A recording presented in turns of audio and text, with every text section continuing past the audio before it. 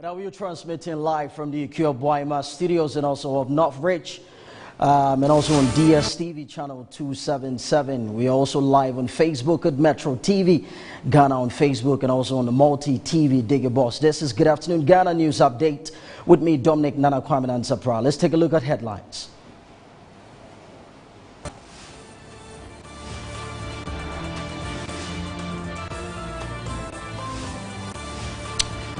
And now the Member of Parliament for Yawasu East, Muhammad Nasser Twari, laid to rest following Janaza prayers at the party constituency office along the Kanda Highway. And now coming up, Accra Regional Police Command arrests 2 women in connection in the alleged assault of 12-year-old girl at the La Roman JHS school. And also coming up on Good Afternoon Ghana, later on we will be having one-on-one interview with the founder and leader of Prophetic Hill Chapel, Prophet Nigel Gazy, on Ghana's future in 2026. This and many other more coming your way in 30 minutes. Do stay, we'll be right back.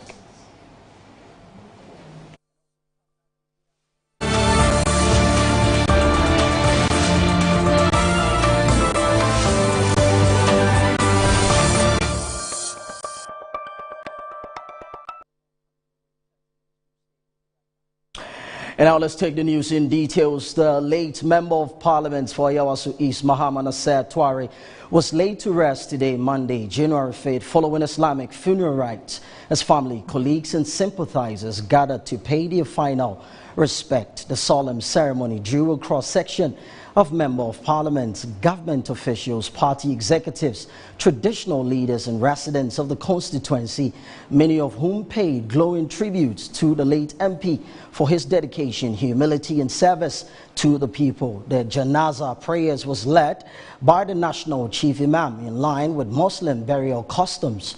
Message of condolences poured in from MPs across party lines, with sympathizers describing Muhammad Nasser Twari as committed legislator and a true representative of his people. The burial was conducted swiftly as prescribed by the Islamic tradition, bringing to a close a day of mourning marked by prayers, reflection and remembrance. Let's take a listen. I have known Honorable Nasser over a period of time. He's a very calm person. Everybody keeps saying Yeah, he is. I mean, there's no doubt about it. yeah. If you are looking at 1 to 3 calmest persons in Parliament, he's one of the persons I will pick. One of the best. Yes, and he's got a very good interpersonal relationship. It doesn't matter to him whether you are an MPP person or an NDC person. I mean, with his age and even experience in Parliament, he will still walk up to you and check up on you. Oh, how are you doing? Hey, Ahmed, Toyota. He's an extremely good person. Yeah. He cares about his colleagues. He doesn't really think about partisanship or politics primarily. What matters to him is peace and interpersonal relationship. Nasser is a personality of a very pure heart. So for those who know him before, when he was in outside the country, he was with a lot of Muslims and Zongo people at Japan. And I was not there, but I had a lot of information about how supportive he has been to young people who came to meet him in Japan. Very supportive. He creates opportunities for people. In fact, it is in that spirit that when he came back home, he was encouraged and inspired to stand in for his people at the constituency. The Honorable MP for Yawasu East, Nasser Twari, was a wonderful man.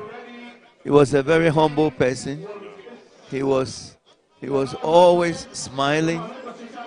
He's one that would draw closer to his people. For my years that I've known him as MP for Yawasu East, he's always concerned about his people. As a man full of humility, as a man who respects everybody, as a man I'm looking up to, his character, where he has gotten to in life, is still very humble. Anytime he sees you, he'll tap your shoulder and tell you, my brother, you're doing well. You see, this is a man that is, how high God has taken him, it doesn't project himself like that. It's still down on earth, and I hope and pray that may he still rest in peace. As for Honorable Nasser, I have very fond memories of him. He was somebody I could say I was close to. We share boundary with him. He was our caucus chairman in Parliament. He has been very close to me. He has been good to me, honestly, I have to say. He's somebody that I'm always able to talk to.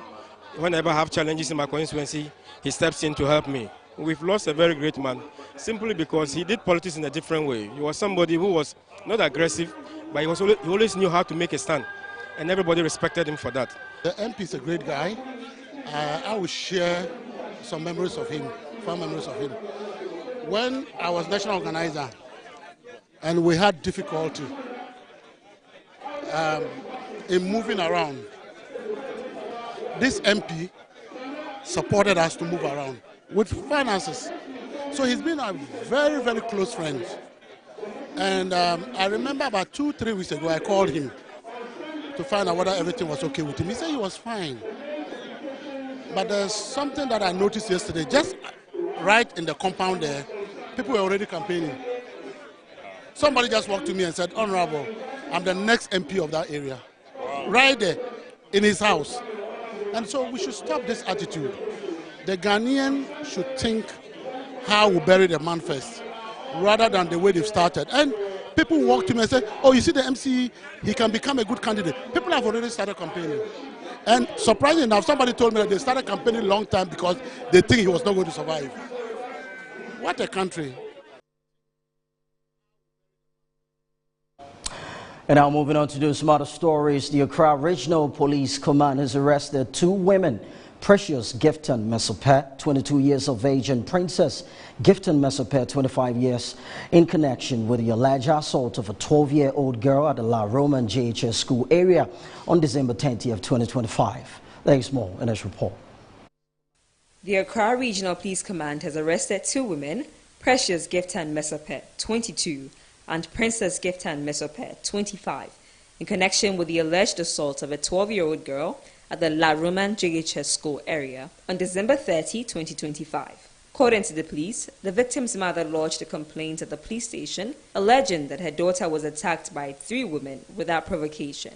The victim had visible marks of assault and was issued a police medical reports form for examination. Preliminary investigations revealed that the incident stemmed from an altercation between the 12-year-old girl and a 7-year-old boy who is related to the suspects. The suspects allegedly took the victim to their residence and assaulted her. The third suspect, Priscilla Novashi Wonyo, 49, mother of the arrested woman, is currently on the run, and police are making efforts to locate and arrest her. The 2 arrested suspects have been formally charged and are expected to appear in court on January 5, 2025. The Accra Regional Police Command has cautioned the public against resorting to violence, especially in disputes involving children, and urged parents and guardians to use lawful means to resolve grievances.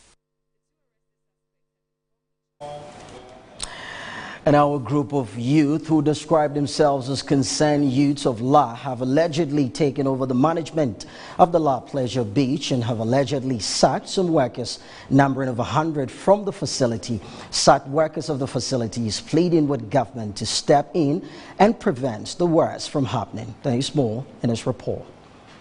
Some workers of La Pleasure Beach, numbering over 100, were seen seated a few meters from the entrance of the beach. They have allegedly been dismissed from their usual duties at La Pleasure Beach by a group of youth who describe themselves as concerned youth of La and who have taken over the management of the facility. According to them, the youth evicted them without a court order or warrant. The workers stated that since 31st December 2025, they have been forcibly removed from the premises, while the group has taken over operations without providing proper accountability.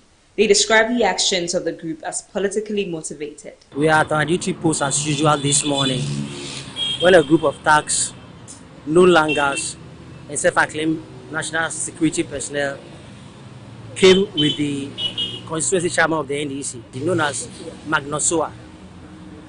Their claim is they are taking over the running of the place.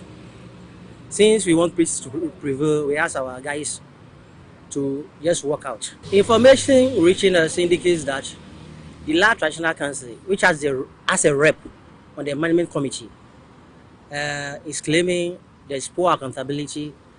Their portion of the money is not being given to them on time and everything. But the question is, if you have reps on the management committee, they have to fight for your rights. If they are not that competent, then you replace them. You don't create chaos and anarchy. Sacked workers pleaded with authorities such as the Ghana Tourism Authority, which oversees the facility, to intervene in the situation. We all live by the rule of law. How possible is it for them to come with tax, with land gas, with so-called national security officer? And we are calling upon the police that they are supposed to act, because they are to enforce law. So they are supposed to act. If you come and they are not having any document, why must they be there? We want to plead with them, because if they want peace to prevail, then they should play their role as law enforcement agency. So we just want to plead once again with the president and the NDC leadership, the national leadership, that they should intervene so that peace will prevail. When Metro News approached the supposed new management for their side of the story, the spokesperson for the Concerned Youth of La, Ernest Tete, confirmed the takeover of the facility. He, however, stated their action was necessitated by what they describe as poor management of the beach, citing a lack of proper accountability for the past 13 years. There was a memorandum of understanding that a portion of proceeds from this place should be going or should be given to the traditional council. They've reneged on that. They've never fulfilled that.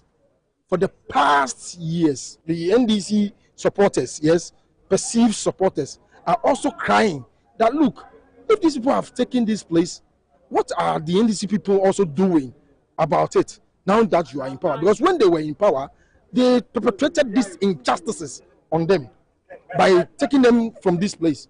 So the holders, that is the traditional council, in conjunction with the youth group and the NDC, are to come in to do this thing.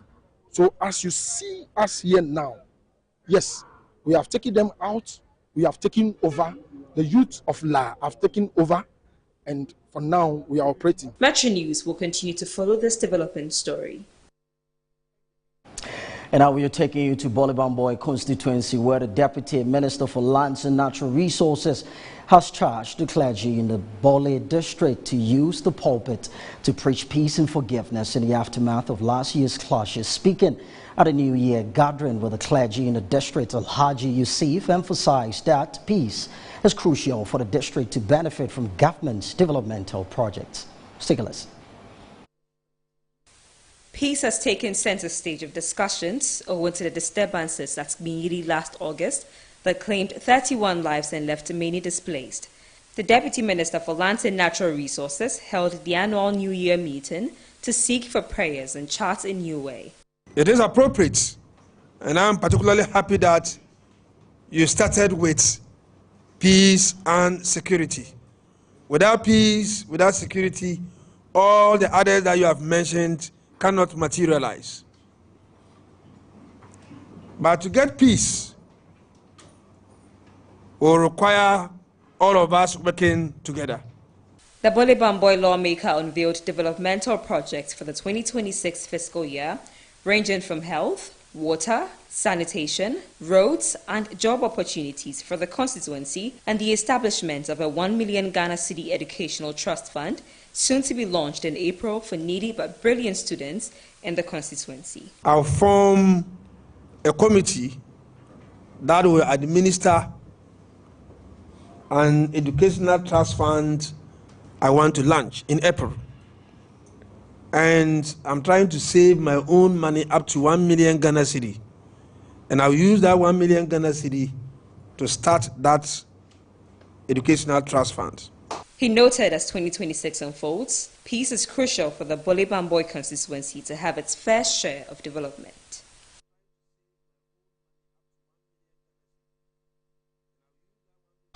And I want to move to harness global intellectual capital for national advancement. The Jospon Group of Companies has formalized a collaboration with Ghanaian scholars in the diaspora. The partnership, sealed by a memorandum of understanding on Friday, January 2nd, 2026 in Accra, was signed by the executive chairman of the Jospon Group of Companies, Dr. Joseph Sianwa Japon, alongside the leaders of the 7 GSD country associations, marking a concerted effort to translate academic research. Let's take a listen. The partnership is designed to channel the specialized knowledge of Ghanaian postgraduate students in the US, Germany, Japan, South Korea, India, Hungary, and China into practical, innovative solutions for the group's diverse operations, directly contributing to Ghana's socio-economic growth. Speaking after the signing ceremony, Dr. Joseph Siong Ejapong emphasized that the initiative's scope extends beyond the Jospong Group, declaring that this is for Ghana. He therefore encouraged the scholars to pursue the endeavor with serious commitment, urging them to invest their knowledge for the betterment of Ghana. We want this thing to be nationally supported. We want Ghanaians, the president, the vice president, cabinet ministers, everyone to know that we are forming this thing to bring the capacity of our Ghanaians in the diaspora home. So it's a call to bring capacity that when God has enabled you to acquire wisdom and knowledge home, there's a place for you in Ghana. And that is all why we are doing this. This is beyond just one. We want every company, and I'll extend invitation to my brother Ibrahim Mahama. I'm going to meet him this afternoon. I'm going to talk to him that this is what we have done. Please come and join. I'm going to invite Casa Preco. I'm going to invite as many as I know, my brother Despite, and we want to invite this and make it a national platform. He announced the establishment of a dedicated office with an independently employed coordinator and administrator. We're going to have a coordinator appointed who will administer this operation. We'll soon show the organogram, and then you see that we're going to have an independent administrator who is going to manage this. Jospong is not going to manage this. We are not going to manage it. What we're going to do is to sponsor and facilitate, but this one will be in the hands of the students themselves because it's their intellectual property. So we're going to have an administrator who Jospong will sponsor for 1 year payment of salary and administration offices so that it become an independent let's say system or an organization so that anyone can feel free to join. So Jospong will not manage this. The president of the Ghanaian Students Association in Hungary, who also serves as secretary of GSD, Peter Walashi Atanu, commended Dr. Joseph Siong Ejapong and the Jospong Group for spearheading the venture. He also called on all Ghanaians, especially government, to support the good initiative to achieve its desire. All that we are doing is to collaborate with Jospong Group of Company to ensure that the brains that we have abroad, the innovation, the research that they have, we collaboratively work together to ensure that positive impact is made. And I also want to really plead with all stakeholders in the country, especially government. Jospong is really doing a lot of things. It is far beyond just waste management, or we call Zoom Lion, but they are into a lot of things. And we want to play that every human being, every Ghanaian, every company should really collaborate with Jospong Group of Company to ensure that Mother Ghana serves a purpose.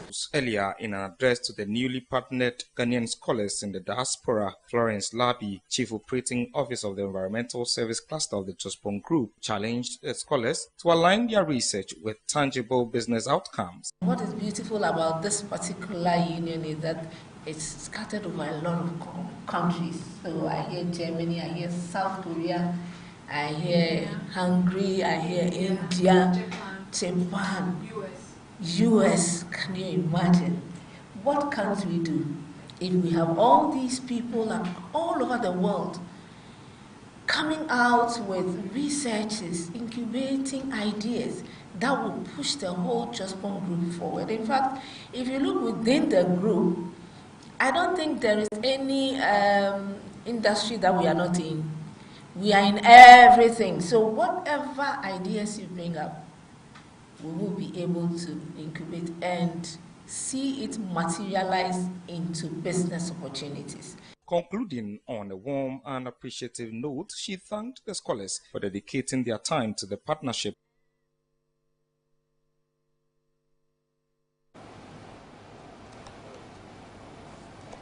And now let's shift our focus on health, where the Member of Parliament for the South Dai constituency in the Volta region, Roxanne Nelson Defiamepo, in partnership with Greenfield Scientific and Herbal Medicine Centers, commenced the free medical health screening exercise for residents of the constituency. The initiative forms part of the MP's community engagement efforts and focuses on improving the health status and overall well-being of the constituents. The medical screening, which began in the Kaira and Howe electoral areas, targets a number of health conditions, including blood sugar levels, hepatitis B, HIV, cholesterol, malaria, typhoid, blood pressure, and arthritis. The exercise is aimed at creating health awareness among residents of the South Dai constituency by enabling them to know their status at the beginning of the year. The Member of Parliament, Roxanne Nelson Defiamepo, spoke with the media. On the heels of the festivities, I will introduce health screening so that at the very onset of the year, people will get to know what's happening within their system, so that if there's a need for medical attention, we take steps to deal with those issues. So that's why I have introduced this. Health screening is something I do regularly, but doing it on the heels of the festivities is a new thing. I think that people like the idea that after consuming rice, chicken, what have you, it's important that we pay attention to our health. The Chief Executive Officer of Greenfield Herbal Medicinal Center, Dr. Bright Oko, who led the medical team, advised the general public to adopt healthy lifestyles and undertake periodic medical checkups to prevent and manage diseases. I will advise the public to always be conscious about their health, because health, when you have good health, that can bring you money. When they put money here and they put health here, which one will you take? A lot of people will tell me they will take health, but we don't do things that will guarantee us good health. Because in everybody right senses, we will choose what health ahead of money. But we don't our doing or things that we do that not guarantee we getting good health. The Member of Parliament also used the occasion to celebrate the New Year with elderly residents of the community by donating hampers containing assorted food items. The gesture was aimed at supporting the aged, appreciating their contributions to society, and ensuring they felt included in the festive season. And now the founder of Aisha Pain Clinic, Dr. Agnes Aisha, has marked the new year with an act of charity with a donation of assorted items, including rice, cooking oil, toiletries, among others, to orphans at a Frafraha foster home in the Medina Dento municipality of the Greater Accra region. Dr. Aisha also visited and gave the children some hope. Motivation, Dr. Aisha shared that her desire to help orphans stems from the love she has for the vulnerable and her desire to put a smile on their faces. I bring them clothing, I bring them shoes. So I've been trying and other people have been trying, but I think if the government too can do something about it for the orphans, not just here, but all other orphanages too, that would be nice. Taking good care of, and there's hope in them. When you talk to them, you see that they have vision, some are serious studying, so I see a big future leadership in some of them. She urged children to be serious and believe in themselves and develop a can-do spirit to achieve their goals. She pledged to send learning materials when schools reopen. Beyond her philanthropic efforts, Dr. Aisha spoke on her expectations for the year. She expressed optimism that 2026 would be a year of abundant opportunity for all Ghanaians and advocated that National Development Plan for Ghana should be between 50 to 100 years to allow much needed growth and development. If I should get a chance to be a president, I make sure that there is 50 years or even 100 years national development plan, so that a government, whoever comes, you are just following. You can have your vision, but that national development plan should be key in our country.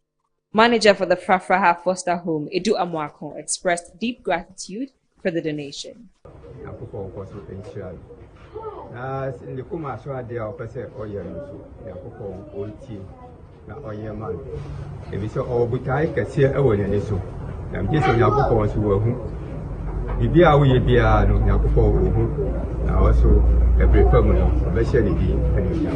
The home has been operating in Accra for the past 56 years and thriving on the support of benevolent citizens like Dr. Aisha.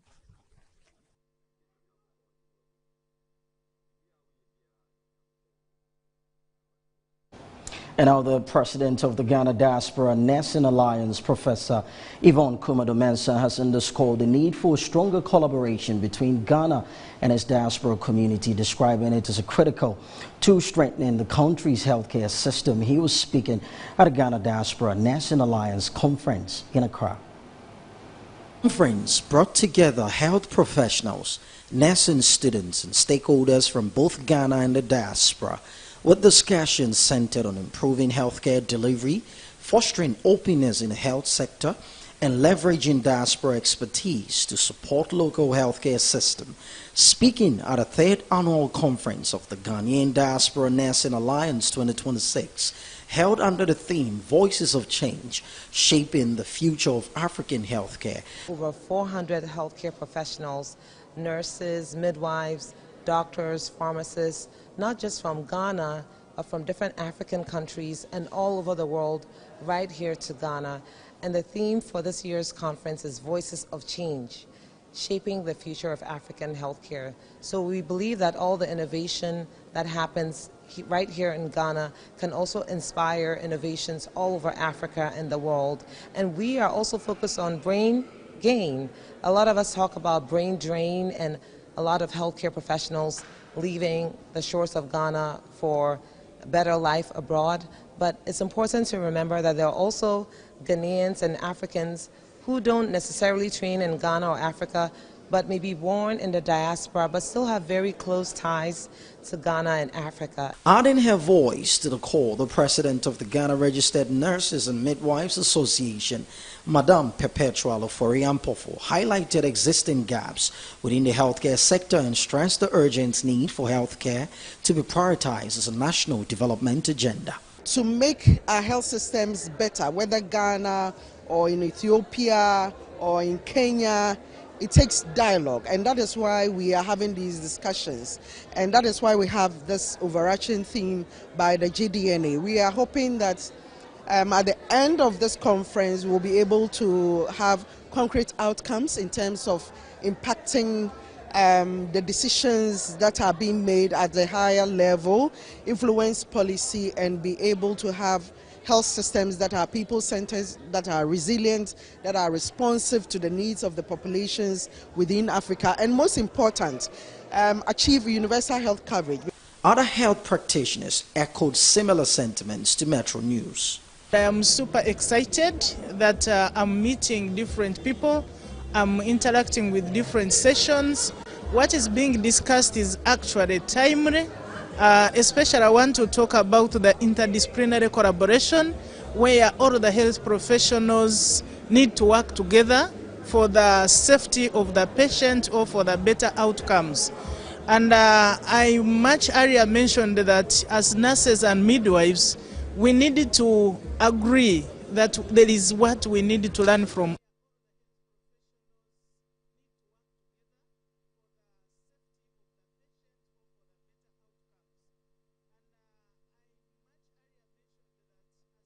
And our residents of Fulani Kofe in the whole municipality have relieved of the burden of trekking several miles in search of potable water for domestic use. This relief comes following the intervention of philanthropist who is also a native of the community in identifying the plight of the people and constructing a mechanized borehole to serve the area. Our Volta regional correspondent Gabriel Hasempa reports. Fulani Kofe, a predominantly Muslim community in the whole municipality, has for many years struggled with access to clean and safe drinking water. Residents previously relied on hand-dug wells and rainwater for domestic use, sources which were often unreliable and unhygienic. At times, Sachet water also served as a source of water for cooking and other household activities. To address the situation, a philanthropist hailing from the community has constructed a fully mechanized borehole fitted with a 3,000-liter storage tank to provide sustainable access to potable water for residents. Commissioning the water facility, the chief of Fulani Kofe, Imam Abubakar, expressed profound gratitude to the philanthropist and appealed for further support, noting that the needs of the community remains enormous. So today we are so happy. If you see the community people who are standing here, everybody are so glad. We continue to pray that may the Almighty Allah shower His blessing upon them. We need more. We need more water. The area are facing difficult. About more than 300 to 400 people in the community. So this is the first time we have this one. By the grace of God, inshallah, those who are ready to sponsor the water for us, we are ready to welcome them. The Kotakoli chief, Ibrahim Amudu Sofo, commended the initiative and called for additional developmental projects, particularly appealing for the establishment of an Islamic school in the community. We suffer about the water here several times, and now we are cleaning, until this our brothers give us this water. Like this, we are happy, very, very happy. All the community is very happy. So we thank him. May God bless he and his brother. We thank him, and we still need more water, and we need schools, Islamic school. We don't get it here, so we need that one too. And some parts of our area here we don't get mosques, so we need mosques too. So we thank him, thank them very well. May God bless them. And now the people of Bato Adidokope in the North Tongu district of the Volta region have celebrated the maiden edition of Adifest, calling on citizens of the community across the globe to return home and contribute to the development of the area. The appeal follows years of deprivation as community continues to lack basic social amenities. Our Volta regional correspondent Gabriel has more. Bato Adidokope, a fishing community in the North Tongu district, remains one of the most deprived areas in the district. Although the community is located along the Volta Lake, access to potable drinking water remains a major challenge. In addition, the community lacks essential infrastructure such as telecommunication network coverage, educational facilities, an accessible road network, and a health facility, making daily life difficult for residents. To address some of these challenges, the community initiated Adidokope Festival as a platform to mobilize resources to tackle its developmental needs. Speaking to the media, the chairman of the festival planning committee, John Amedo, explained that proceeds from the maiden festival are intended to support the completion of an ongoing ICT project, which is currently at the foundation stage. We, those that were able to move to outside the community, we see what is going on in Accra and other places. So we are trying to bring those things back to our home too, so that our children can also go higher or be the same level with those in the cities. That's the reason why it came to our mind to put up the ICT, library and other things so that we can have access to education well. The secretary to the planning committee, Innocent Peli, also highlighted the numerous challenges confronting the community and appealed to citizens and government agencies for support. We don't have any potable drinking water in our community, and also we have challenge to in terms of road. When it rains, the town is so muddy that even when you bring car, you can't move it out. So we need access road.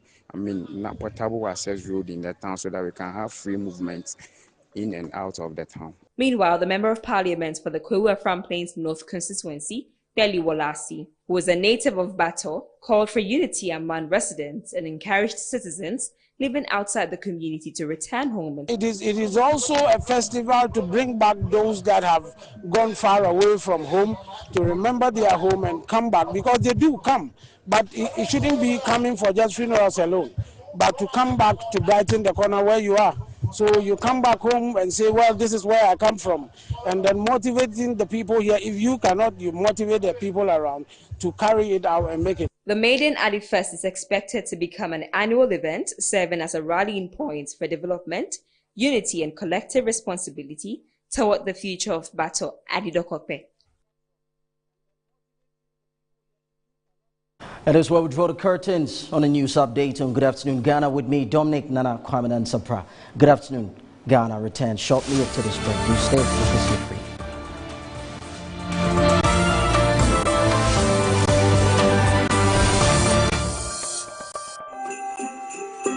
The festive season is here again, and your most preferred estate partner is giving you 25% discount on land sale.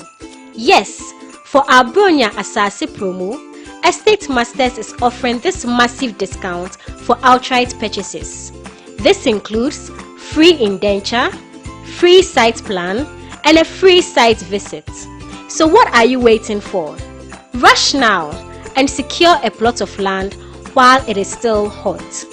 Reach out to us using the numbers below or visit our website at www.estatemastersgh.com. Estate Masters, your most preferred estate partner.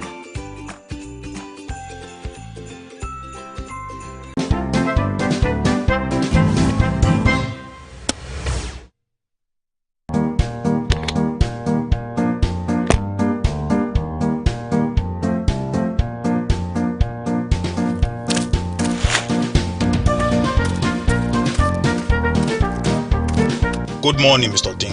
Good morning, Ejako. And why do you keep staring at my rubbish container?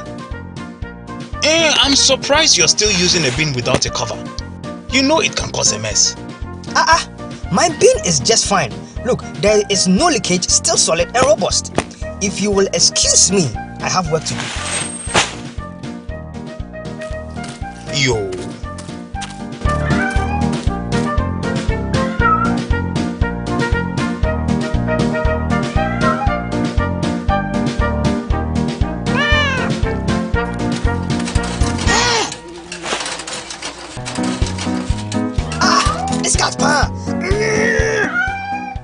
Dustbins are a great way of keeping trash off the street and homes. However, the use of bins without fitting covers poses a challenge with stench from rotten items, flies and scavengers.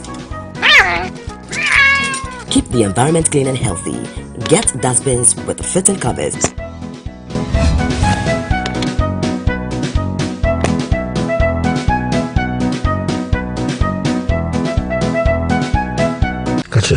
I didn't know when you just asked him. But say if one the home fasonia empra and fear. Na you want him. And then tell me in fear. Kaseme to me a man and your best way. Who bet to me cool. Mr. Daddy.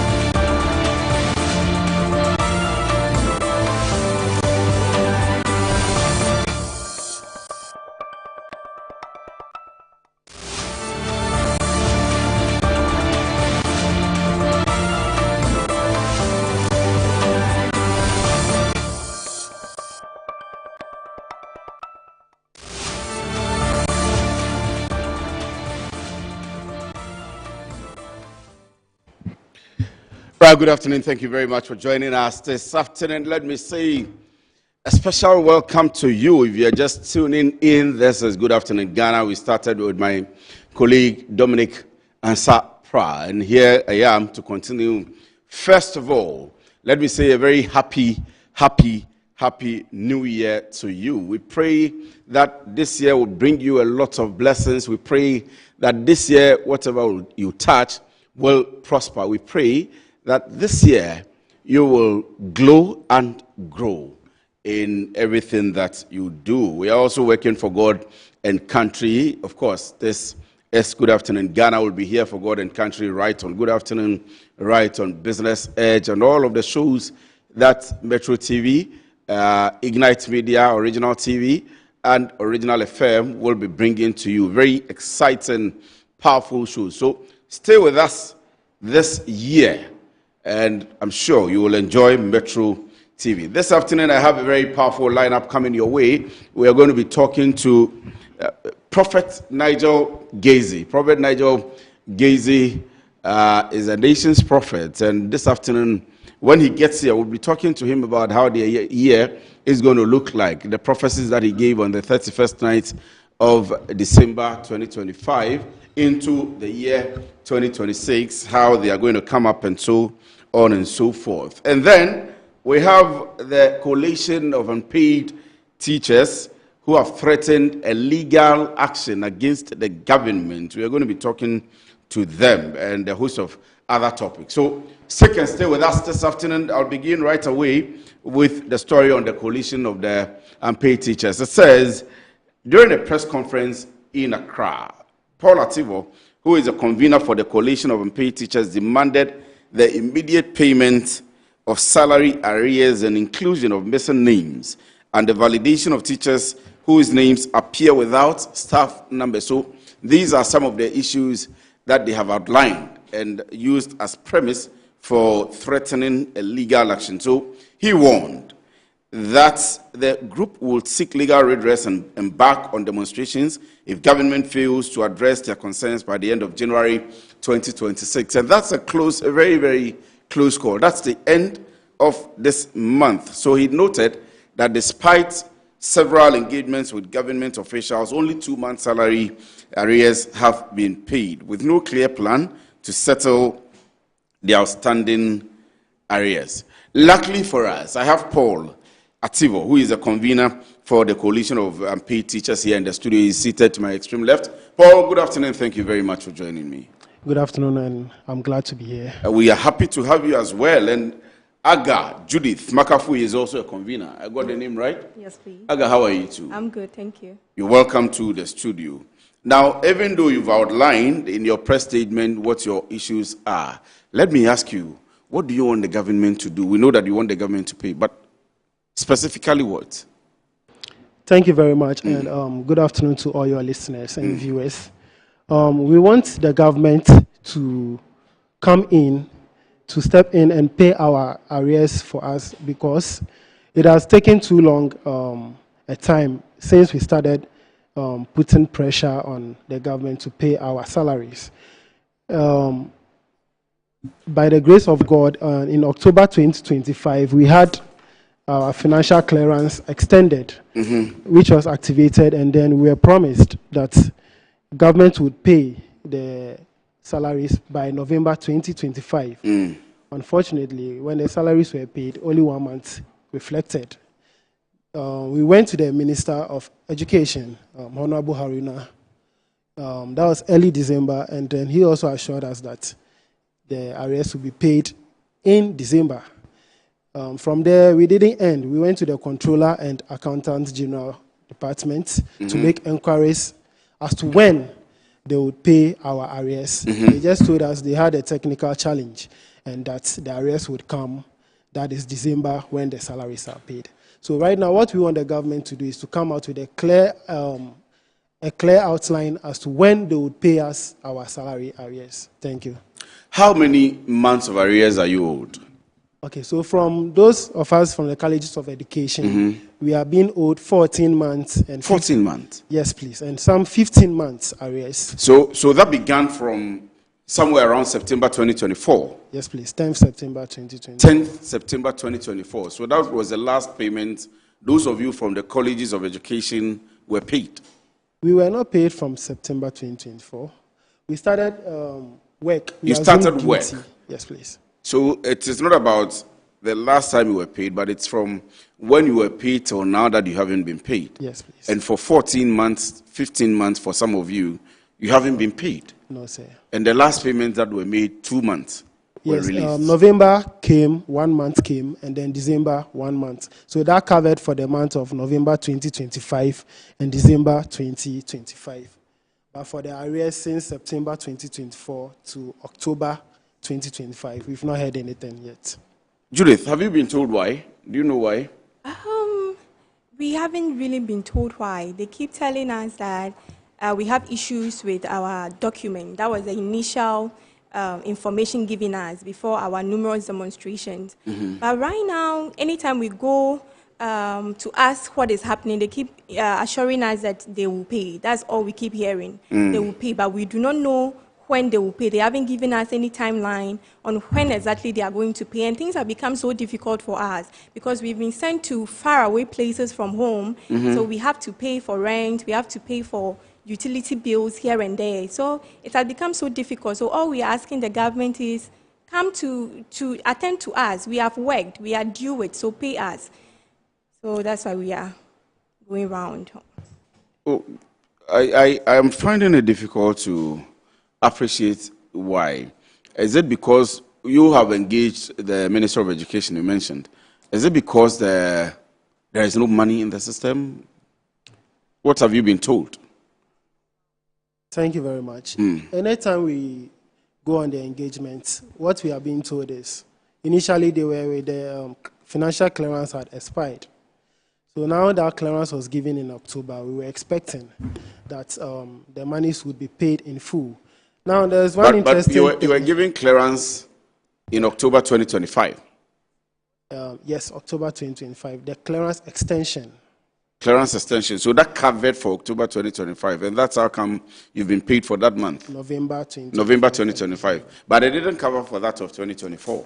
No, they told us the clearance would cover for our salary payment from November onwards, and then our arrears. That was what they told us. And arrears? Yes, please. Are you clear about that? Did they tell you that, Judith? Yes, please. We were told that. Even on some occasions, the Minister of Education on some platforms said it categorically that they will be paying us all our arrears. And then the Director General of Education, they all assured us. So we were even assured that in November we were going to get it before they were telling us about the technical challenges. And then they assured us that December everything. And the funny aspect is, in November, when we finally appeared on the PV, the arrears appeared, the amount appeared on the PV actually. So we're all so glad, only for the payment to come and then it's just a month. And then we go on a follow-up and you're telling us we are working on it, we will surely pay. We want to know when you will surely pay because most of us have gone for loans and these loans come with interest. And when you finally pay, you are not going to pay us with interest. So that's the cause of the alarm.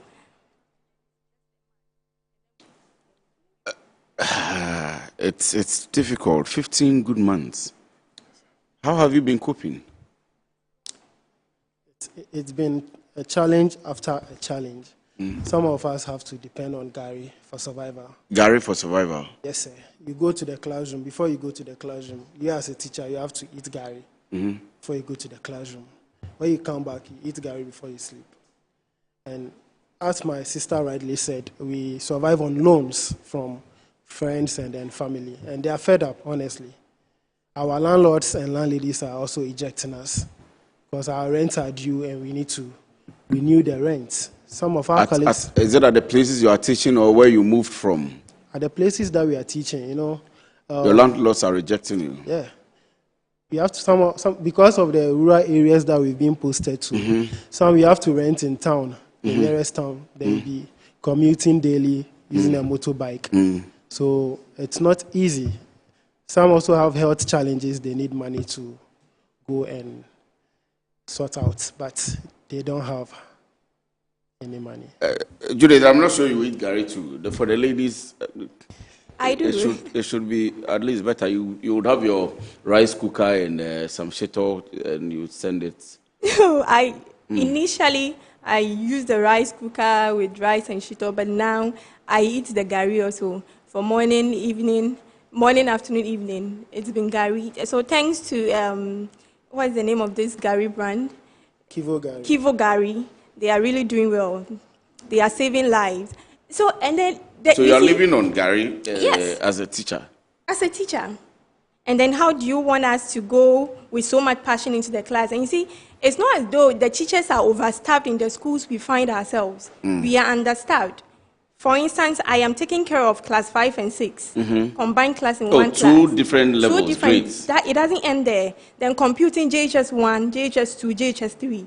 So imagine I give up and then I don't even go back Which anymore. school are you? Where are you teaching? Akatemanya. And they don't even have lights. Akatemanya is where? Upper Manyakrobo in the eastern region. Yes, Upper Manyakrobo is in the eastern region. Yes, please. And the town called Akatemanya. Akatemanya. They don't even have light. So we have to even That's retire where at you Akate. personally you are teaching. Yes, please. So you need to convey yourself from Akate to Akatemanya every day. Mm-hmm. And then when you don't show up, sometimes your leaders, your supervisors feel they can just come and question you as though they don't know what is happening.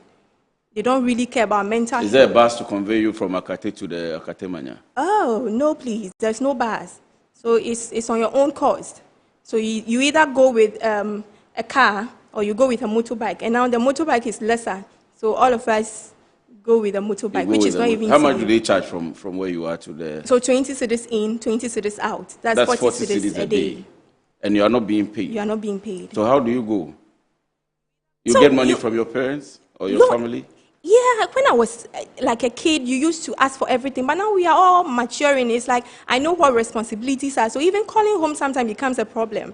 Because they've sent you to school, they've done their bid for you. So it's now time for you to take care of yourself. So we can't still keep calling them for every single thing you need. So it's becoming so frustrating. So the government should just do the needful. We are working, we are giving our all. The government should come to our aid. But Paul, okay, you want to say something? Go ahead. Please, to add to that, I mentioned earlier about some health challenges that some of our members are facing. Yes. And there is this gentleman, Sir Michael, and he's having a spine issue, problem with the spine, and he's facing it difficult to even stand for hours to teach. Now he needs about 16,000 Ghana cedis just to undergo treatment, spine treatment at the hospital in Takrady, spine hospital in Takrady. So even we have to now come together and be doing some contributions to help him just to start with his treatment. So I think we made part payments. He has started with the treatment, but we are obliged to make full payments by the time they will finish with the cycle. So let me begin from this way. What is your group made up of? Professional teachers? Professional teachers who graduated from colleges of education across Ghana in 2022. We were posted 2024, September 10th. So first of all, after 2022, when you graduated, you had to stay home without hope, any hope, for 2 years. Okay, when we graduated in 2022, we did our national service, a mandatory national service, 2023, from February 2023 to February 2024. So from during that same period, we also wrote our licensure exam. You know, we are required to be licensed. So you were occupied within the space of, and that's the regular process. Yes, please. From 2022 for the next 2 years, you were occupied. Yes, you were right. You were doing your national service, and then you were doing your licensure exams. Good. So the posting now had to be in 2024. The posting took 6 months. From February when we were done with national service, you have to sit home for 6 months before we were posted in August, September 2024. But you are only teachers from colleges of education. We have those also from the universities. And they are all part of you. They are all How part. many are you? You know, in total. In total, we are about 2,300, right? In total, both groups, we are about 6,200 plus. Over 6,200 plus. So we had that discussion some time back. I'm just trying to see if you know your numbers and figures. Do you think this is political? I can also attribute that politics will be a factor because of the change. No, you are the leaders. You are the conveners. So I'm asking whether you think this Definitely. is... Definitely. Why? Because there was a change in government. So we realized that, you know, the processes that had to be done for us to be onboarded onto the payroll, those processes began in September 2024 when we started teaching. But then upon getting to the latter part of 2024, which is December 2024, there was a change in government, and when the new government came, they had to put a halt to this documentation processes that would enable Ghana Education Service to put us onto the payroll. So that delayed our onboarding process, and also due to the fact that the clearance had expired as of December 31st, 2024. And the renewal of that clearance has been a problem since then. Okay, so out of this 6,000 number you are quoting, and for colleges of education you say 2,000, you have accused the government or maybe the system that some names are missing from the data which is supposed to be available and for onward payment. Which names and how are they missing? Okay, so I'm starting, then you can add up. So during validations, your name or your details are to appear on the PV for your heads to validate you. So we are still having issues with those people's names not appearing on the PV. And then when we did a follow-up, they said their names are not in the master list. So since their names are not in the master list, then they can be issued IDs. So that's what is happening. What is the master list? Master list has to do with all the our colleagues that were posted at the time. That's the 2022 cohort. That was due recruitment. And given appointment letter. So their names were not recruited by the government? Yes, is that according to the master list. That's what the master list is saying. That's why I'm asking what the master list is. So, go ahead. All right, so the master list is a list of all the teachers that were posted in that time period in the various districts. So when you check the list, you realize that you have your region, your name of the name of your region, then the name of your district, and the name of your school. So that list is what the Ghana Education Service would use to onboard you or process your documents and onboard you onto the payroll. But are these people who had their names as graduating students from these colleges of education, which were then automatically supposed to have gone to the Ministry of Education or the Ghana Education Service? Yes, please. I would say after graduation, they opened, or after national service, they opened a portal. I think GES have this online recruitment portal, and then they asked us to apply with your credentials from college or from whatever university you are coming from. So we did that, and that generated the master list from the portal. So sometimes we even had access to the master list, or sometimes even when you go to the regional education you'll office, get an access to the master list. So you have access to the master list to check if your name is there. So we have done that, and we did. But the people whose names have been missing, have they checked? Yes, they went. We actually did a revalidation exercise. Yes. In March 2025, where we visited the various regional offices with our documents to check if truly you were recruited genuinely before you. So I think we did all that. Wow. We did all that. So it's quite unfortunate that now at the latter part of 2025, you are telling us that some names are not to be found on the master list. But those names, you have done that. Your team will have done that. But I am specific about those names which are not in. Did they apply? Did they get validated? Have they submitted to you, the leaders or the conveners, that we followed the due process but still can't find our names? Yes, please, we did. Let me state an instance. There was one lady at the Northern Region, and she called me personally. She went to the regional office, and then she had no staff ID, no staff identification number. This last December, and then the regional office told her that she should wait, the staff IDs will come. So she now had to proceed to the headquarters, GES headquarters, where she visited the IPPD office. They checked the master list there, her name is not on it. But then when she checked at regional, her name is there at regional office that she's a recruited teacher. So these are some of the complaints and challenges that we are facing. This is a very sad situation. And you intend to do what? You said that by the end of January, if government hasn't acted, you will take actions. What actions are you going to take? Okay.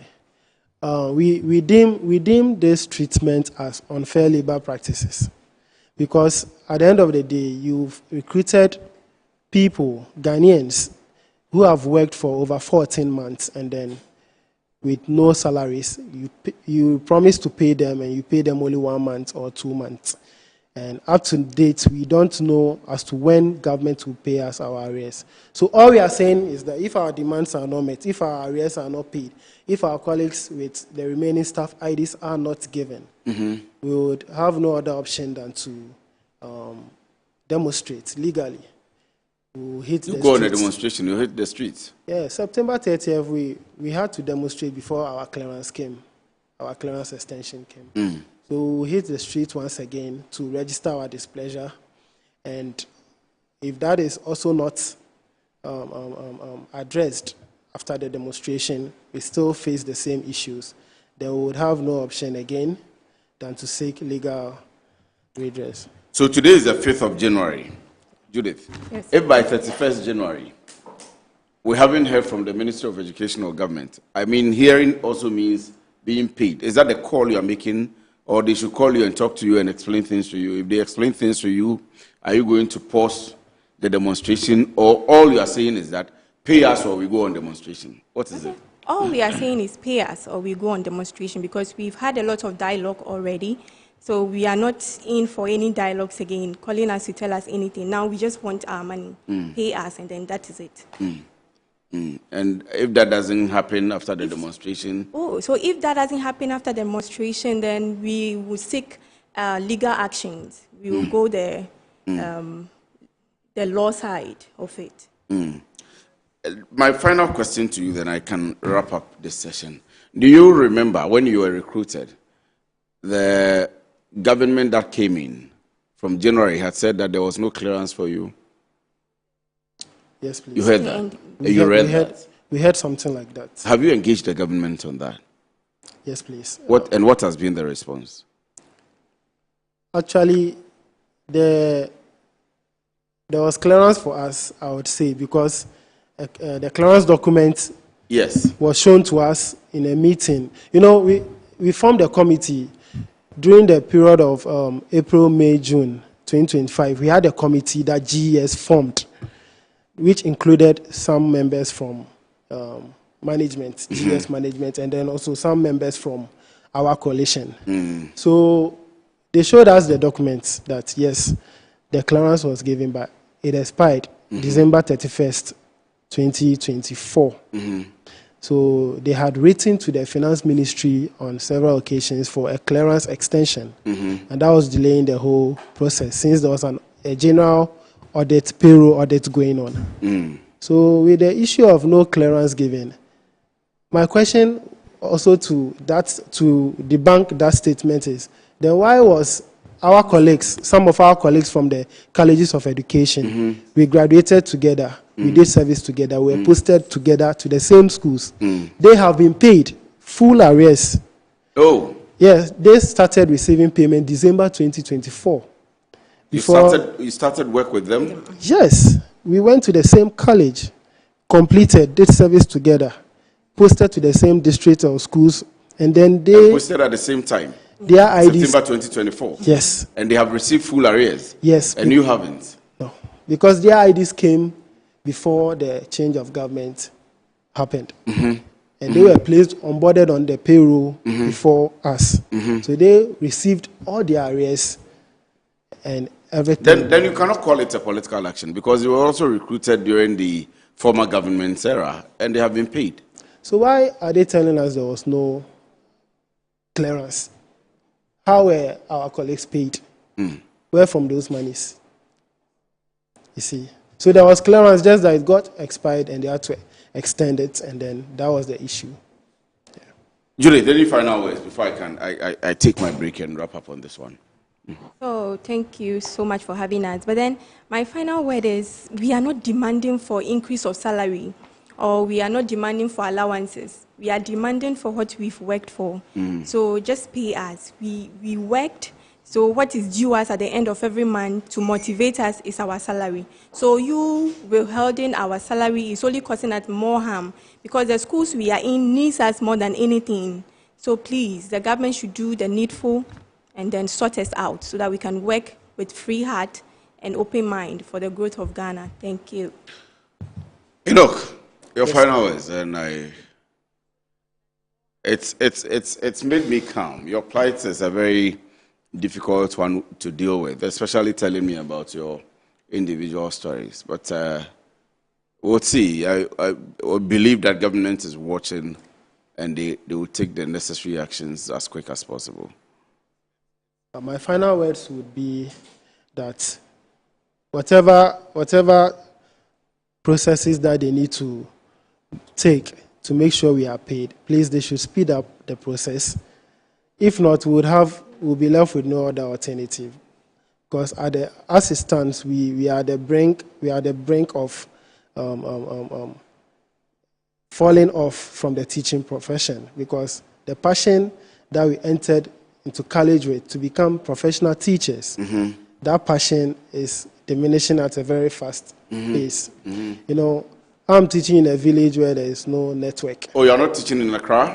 No, please. Where do you teach? I'm also teaching in the Eastern region, Upper Manyakrobo. The same district? Yes. But not in Akatemanya?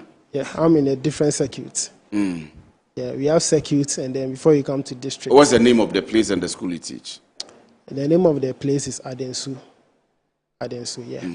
So you realize there's no network there. You can't even make a phone call. But we stay there and we teach. We make sure that we teach the children. You see. So we are begging the government to come to our aid. To come to our aid.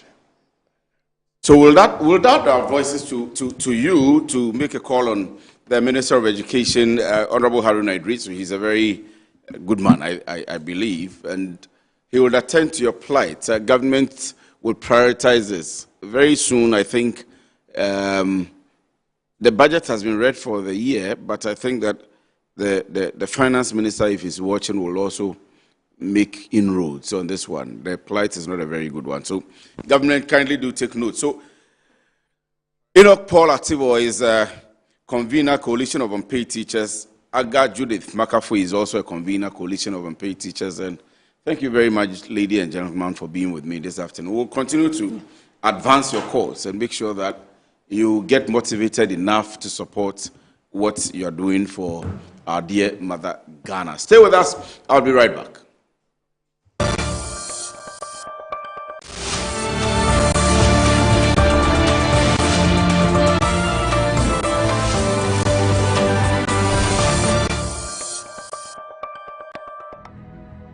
In a world where security is paramount, peace of mind should be a necessity and not a luxury.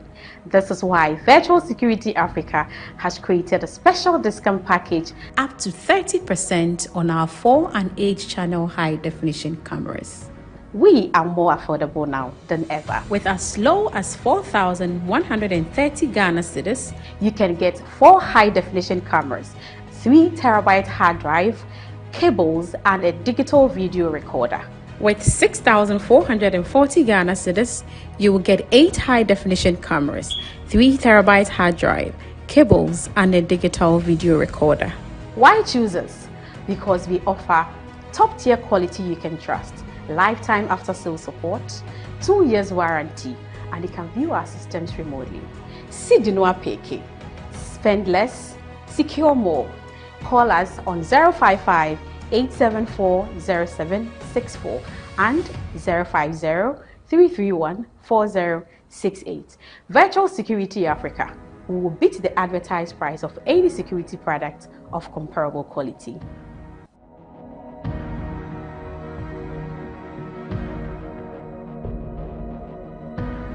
Mum and Dad, if you're looking for safe, affordable entertainment for your little ones this festive season, GoTV is your family's happy place. On our fun-filled and educational channels, wild imaginations can run free.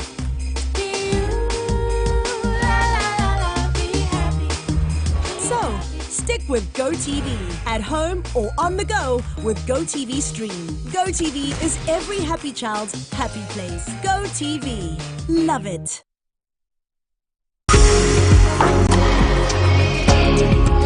From finding your dream home to building a legacy for your family, the Homeowner Show has been your trusted guide. How sure are you what you're getting is the right land? And it has to do with searches. land commission, checking social, planning, authority, checking everything to make sure that what you are buying is not a problem or a challenge-prone, transaction. The stress of even not owning a house and constantly coughing up to rent is a big issue. Join me, Hannah Atiasi, and my distinguished panelists as we delve into exciting conversations. Season 3 of The Homeowner Show, every Saturday at 6 p.m., only on Metro TV. Don't just own a house, build a legacy for your family.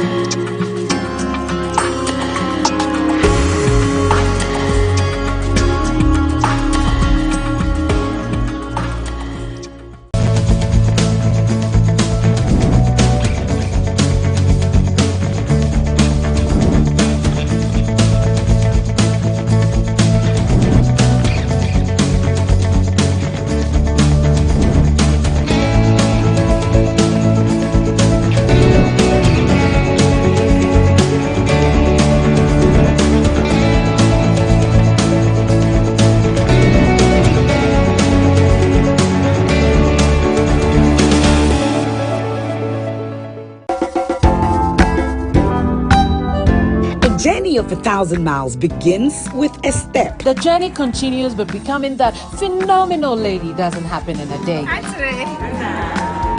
It takes courage and refusing to settle for less. This season on the PL Show, it gets much more diverse, engaging and impactful. This is the PL Show.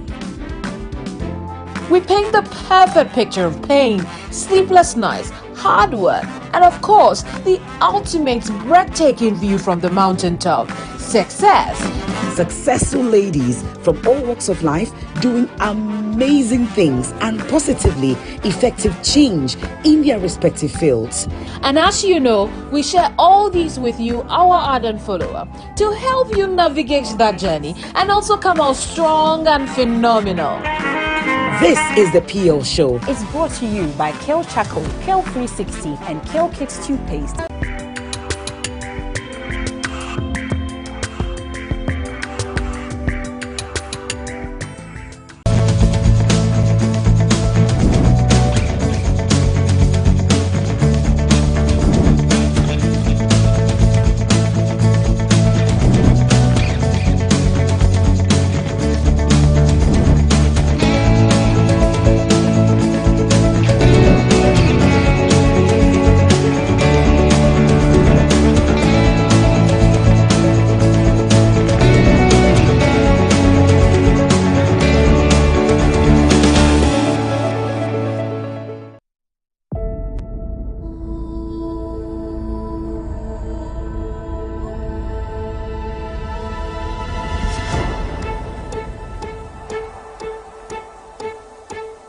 Then, I dare you to date God for reasons.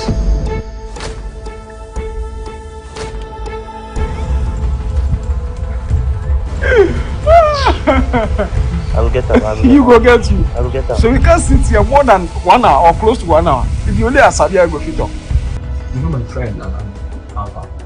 Well, he wants to go on a date with you. You're kidding, right? Oh, I'm serious. No. I'm not Listen.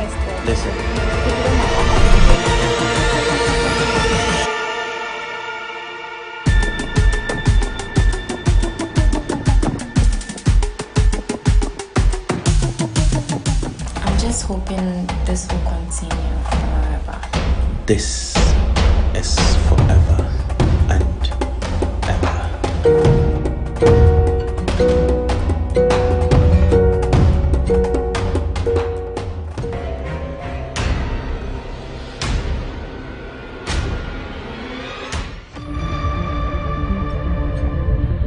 Alpha, shut up and let me talk. I picked you from the street as a little boy and I'll come to you.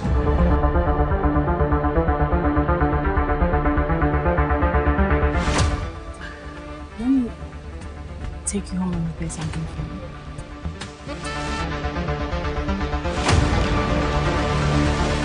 All right. Yes. I was ready to invest 20,000.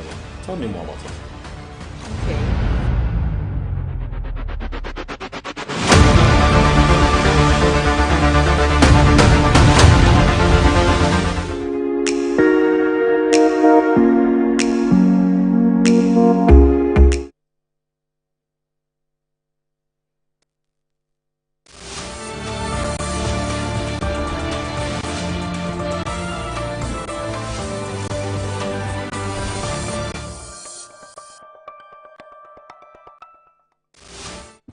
You're welcome back from the break. Thank you very much for staying with us this afternoon. This is Good Afternoon Ghana, and of course, the first of its kind in the year 2026. We have moved from 2025, and we are here in the studio, coming your way live from our studios here at Rich in Accra.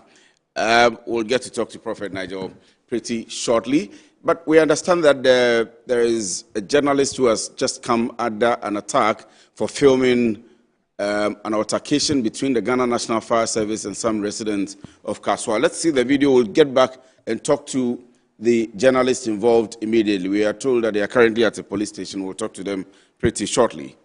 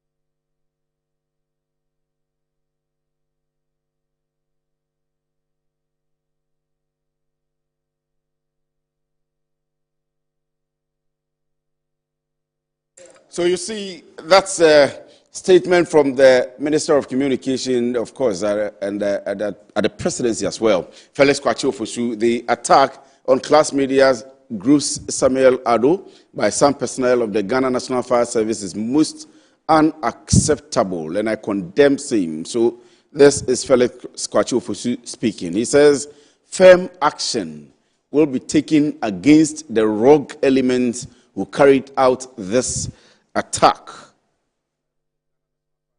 And we, of course, at Metro TV also condemn any attack of this sort. I understand that we have Samuel Ado, the journalist who has come under attack, on the line. Samuel, good afternoon. Thank you very much for joining me. Let me first of all ask you, how are you feeling? Are you okay? I'm a bit okay, sir. In fact, we share in your pain, and our work is not easy. So it's a sad event, but please be calm. We are all backing you up, and we share in your pain. But tell us, what exactly happened?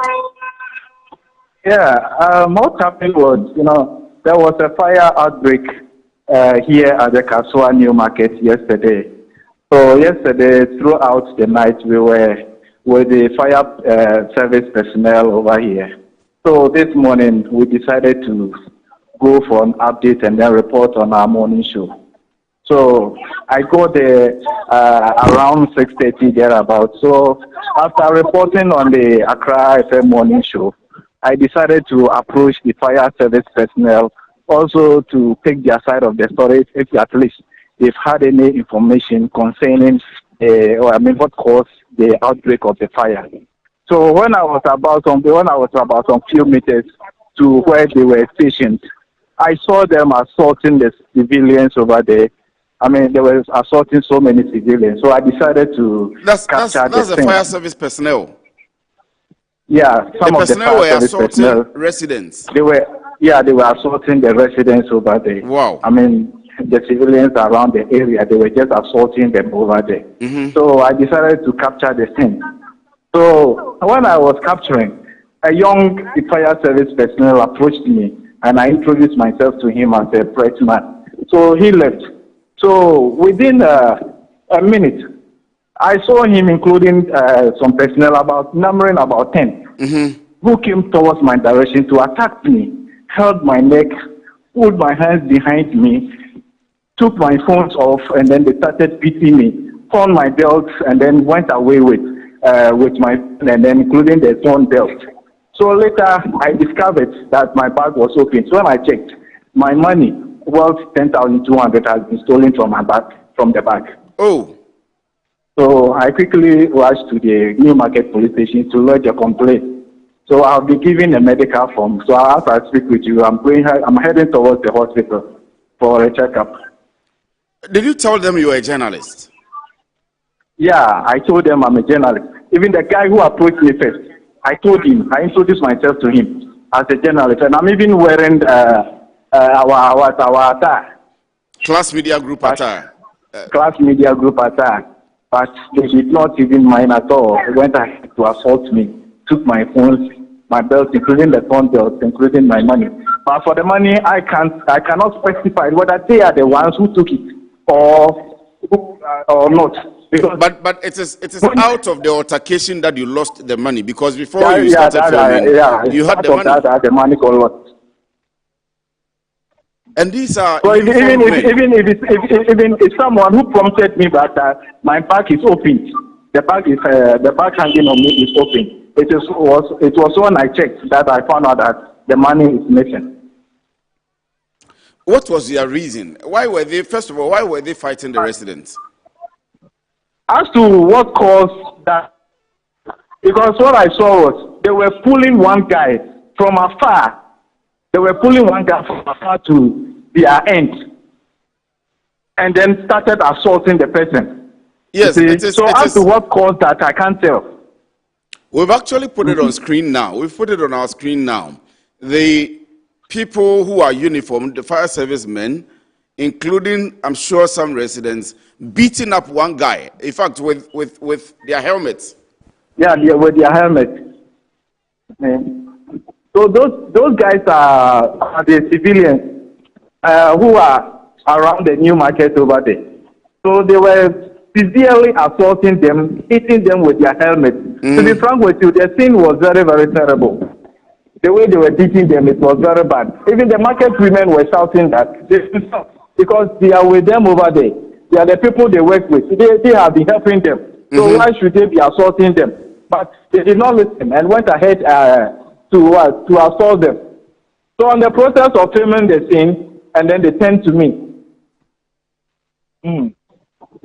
This is very sad. This is very sad. And for apart from the fact that you even had your jackets on, they didn't have to beat you for filming, because today, in this day and age, people have mobile phones. People report on incidents, and it's supposed to guide us in the way we behave. And to think that these are uniformed men with Ghana National Fire Service uniforms on, go on rampage and beat people and beat a journalist is untoward. That's very bad. That's very, very bad, because a lot of people were even filming. Even the market women were filming. A lot of people were filming it. So I don't see the reason why they should come and assault me for filming that. Okay. Even when their commander, when their station commander even intervened, having explained everything to him, I thought that he's going to be wise enough to do it, to settle the matter amicably, but he rather took the phone away. Fighting with his voice, and then they took the phone away from me. Has the police, you mentioned that you've gone to the police, you've reported, they've taken your statement, and We are reading that they have begun immediate investigations. Yeah, they began an investigation. They said that after the hospital, I should go and identify them so that they will pick them up. So where are you now? Currently, where are you as you're speaking to us? Currently, I'm at the opposite the New Market to pick a car to the hospital. But are you protected? You have to be protected for us. We want you alive. For now, I'm okay. With the intervention of the member of parliament, they've given me my phone. So I'm now okay. So I'm heading towards the hospital for the checkup. The MP, is it the MP for Nakorio or who? Nakorio Okuno. Okay. That's exciting. It was an intervention that I received the phone. So she is there, or she sent someone to interview? Oh, she came herself. Wow, she came herself. That's exciting to know. A very good one there for you, Nakorio. But please make sure that you are protected, and the way you are picking a car from across the street, just so that people don't come back on attacking you. It's just distasteful to see that men in uniform will attack a journalist who is on duty, doing his work and reporting to us, the people. So, again, please have our sympathies. And we'll pray with you. We'll have a conversation as well. All right. After this talk. So, be well for us. All right. This is a very sad situation. To see and to hear. I hope, Derek, you can put the video back on. Very distasteful to see men in uniform act in this manner.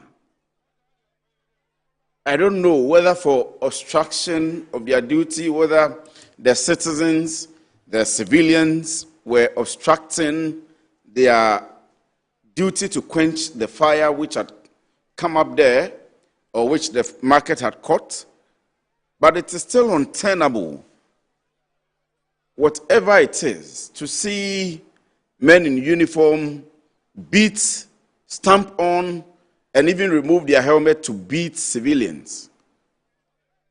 You can easily arrest the person, or apart from even just arresting the person, call in the police. Or if you have arresting rights, you arrest and take the person to the police. But to beat the person in daylight of this sort and caliber, it's uncalled for. We are advancing as a country, we are advancing as a nation, and we don't have to be going on these things at all. Let me see if I can talk to the General Secretary of the Ghana Journalists Association, my very own boss, Mr. Dominic Clogy. Dominic, if you've joined me, thank you very much. Have a very good afternoon. I hope you are doing very well. Happy New Year to you. And this is an unpalatable situation to begin the year with. Yes, I will say Happy New Year's, but we cannot be happy when things like this is happening at this time of the year when we are just 5 days into the year. And something like this should be happening to journalists. So I will not say Happy New Year, but just to say that it's unfortunate that we are hearing this. And I must say that our attention has just been drawn to the case. And what we'll do is to engage to get to the bottom of the issue. And then at the appropriate time, just this week, we'll respond to the attack. But I'll have to say that it is rather unfortunate that upon all the work we've been doing, engaging, and the security agencies, the government have been giving us assurance. There are a lot of engagement ongoing relating to attacks on journalists. To end this, and then for us to be hearing of this at the beginning of this year, is rather unfortunate. And so, like I said, we'll come up heavily on this by the close of before the weekend. Yes, but before you come out, Chief, the action is condemnable. Yes, so we condemn the attack on our colleague, and like I said, our attention has just been drawn to it. Yes. So we'll dig further to get better particulars in order to respond appropriately. You know how we do it. Yes, we will handle exactly. this appropriately. So Exactly. just rest assured, everybody will be invited to our presser on this and any other issue that is bothering us. We can't start the year this way. And so we only hope that the perpetrators of this act should make themselves ready to face acts appropriately as the law dictates. Let me ask you, have you seen the minister's statement, the Minister of Communications, Felix Yes, Kwatio? yes. I've seen a post by the minister condemning the act, and it's something that we all been talking about, and he's on the same table with us trying to reduce the attacks on journalists. So it is appropriate that he came out to condemn it, and we are also condemning it, but we are saying that we will do it appropriately because our attention has just been drawn to this. So it's early days. Yes, we would do further engagement to get to the bottom of this and get the perpetrators to face the full rigors of the law. Dominic, sorry that I have to drag this a bit, but you are our bosses. You have been training us. You have been fronting for all of us. And even before you do your press conference and do further investigations, to see things of this sort, to hear stories of this sort, how do they make you feel? Because you are championing the agenda of me sitting here, the reporter carrying the camera and the radio and everything to go out. Everybody, the cameraman, the sound man, how do you feel? My brother, it's disheartening. It's traumatizing. It's like the work you are doing, which is to help the development of this country. Some people out there don't recognize that. They don't see the value of what you are doing. They don't appreciate what we do. And that is what is the pain that we have in our hearts. You get it. You wake up in the morning to gather information, to disseminate, to get people informed, to get people educated on things that are happening in this country, for all of us to develop this country. And then when you go out, people are there to beat you, to attack you, to molest you, to harass you. It's rather unfortunate. It is something that should not be happening. And those who do that, sometimes you don't want to use words and printable words on them, but yes, it's really, we have moved. This is 2026. You get it? Yes. And so it is bad for them to be doing that, and we'll get to their bosses and then the law enforcement agencies to get to the bottom of this. Dominic, thank you very much. Dominic is my boss, is the boss of everybody. Dominic Logie is the General Secretary of the Ghana Journalists Association, and he has assured us that the Secretariat is going to do further investigations and would hear from them in a press conference as soon as possible, And this is very disheartening, like he says, to see a journalist. It shouldn't even be a journalist. It should not necessarily be somebody like me or somebody clad in with a media house or having a media house dress on. But today we have citizen journalists. Everybody can carry their phone and put up a story and send to us. Metro TV, we ask people to send their stories to us. We put the phone lines there. We ask people to send issues that are happening in their communities to us. There is a fire you are going to quench. You are doing a duty to the state, a duty to the nation, helping people, a humane service as a Ghana National Fire Service. And then you go, and whatever problem it is, whether you are being obstructed from doing your duty or whatever it is, you decide to go on rampage and beat people. And go ahead and beat the journalists. And go ahead and beat people that are covering. Why shouldn't they cover? Why should you beat people in your line of duty? And like my boss said, this is very disheartening because on the 5th of January, when work is beginning officially for everybody, and we are supposed to be welcoming people back, we started the show by saying Happy New Year to you. Welcome back to work. We are praying for you. Everything works for you in this year. And then we begin the year with this kind of behavior. I have the Ghana National Fire Service PRO as my friend. I have is it the Director General or the head of the Ghana National Fire Service also? Everybody there. So Alex Nati, you need to make sure, and we are going to call you and see what the issue is and how you can respond to this. Alex Nati is a PRO of the Ghana National Fire Service. We are trying to call you. So if your phone is by you, Alex, please pick your phone. Pick your phone and let's see if we can talk to you, because this is very, very, very much uncalled for. Very, very much uncalled for. And like my boss is saying, we cannot tolerate issues of this behavior. So, Derek, if you can call Alex, let's see if we can talk to him and what the issues are. But we've seen the videos, we've seen the beatings, we've seen, did they assign them to beat people? Were they marked to attack people? What went through their minds? What kind of training do they go through? What kind of retrainings do they go through when they are working? And why should they attack people? This is sad. I announce to you that we are going to have Prophet Nigel Gazy. Prophet has reached out to us that there's been an emergency. He'll still try and see if he can make it here, speeding up to make it here into the studio.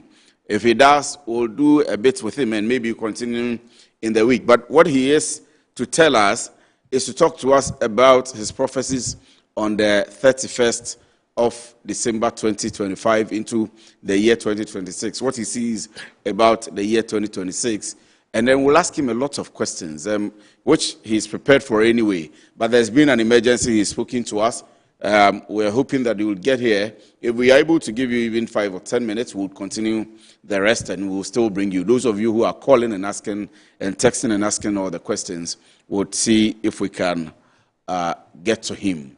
But before we do that, we are trying to see if we can get Alex Nati of the Ghana National Fire Service or anybody from the Ghana National Fire Service who must have been briefed by now to speak to on what the incident is and why they chose to attack our colleague this morning. And Samuel Ado is a reporter with the Accra FM. Samuel Ado was reporting on the fire incident at the Kaswa New Market, where the Ghana National Fire Service had gone to quench the fire and gotten into an altercation with some residents of the area.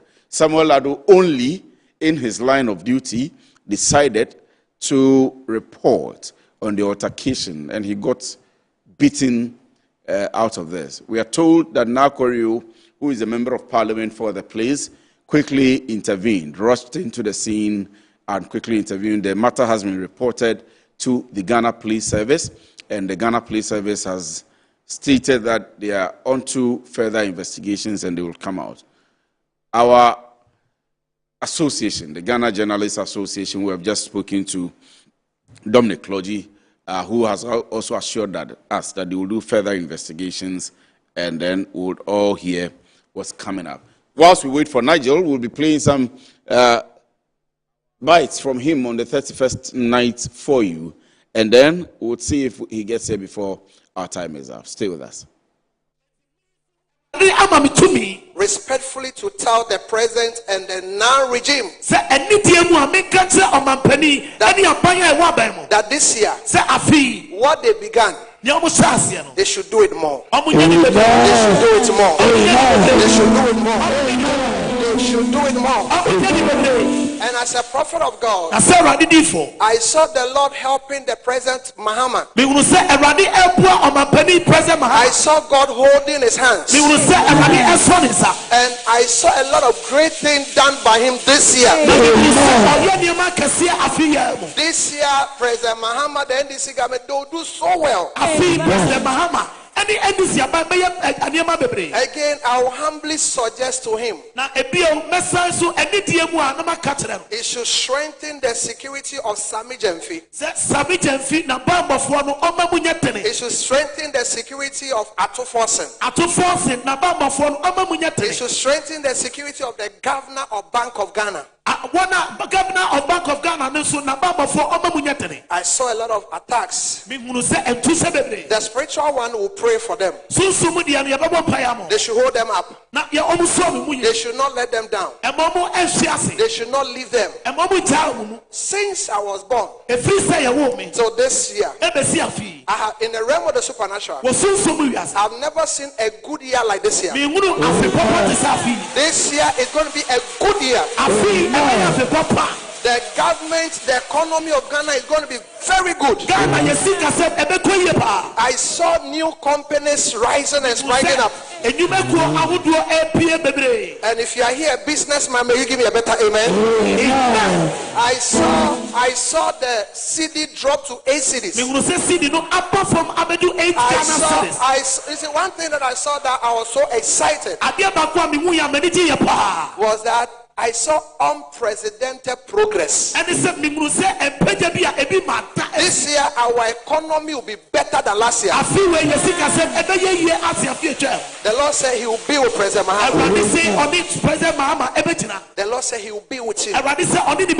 Like I said some 8.5 years ago, that the Lord said we should bring him, that He's going to use him. The Lord said I should remind him again. He is not finished with him. He will use him to do great things. And I saw new roads. Ghana will experience new roads. New roads. And this nation, this very year, we will enjoy. Let the security apparatus of Ghana also be watchful. We'll pray about it. I've spoken. I will keep talking to them behind the curtains. Right. So to the MPP primaries. To the MPP primaries. The Lord carried me. The Lord carried me. The Spirit of God carried me. The Spirit of God carried me. The Spirit of God carried me. And when the Spirit of God carried me, I saw Mr. Tessites. Mr. Tessites. Leading and seemingly as though he has won. Then I saw lamentations. I saw pleadings. I saw lamentations. I saw pleadings. Then I saw that the wind that is for Mr. Tessites. I saw another ticket. I saw Dr. Baumia ticket. I saw Dr. Baumia ticket. I saw the permissive, the perfect will of God turning into the permissive will of God.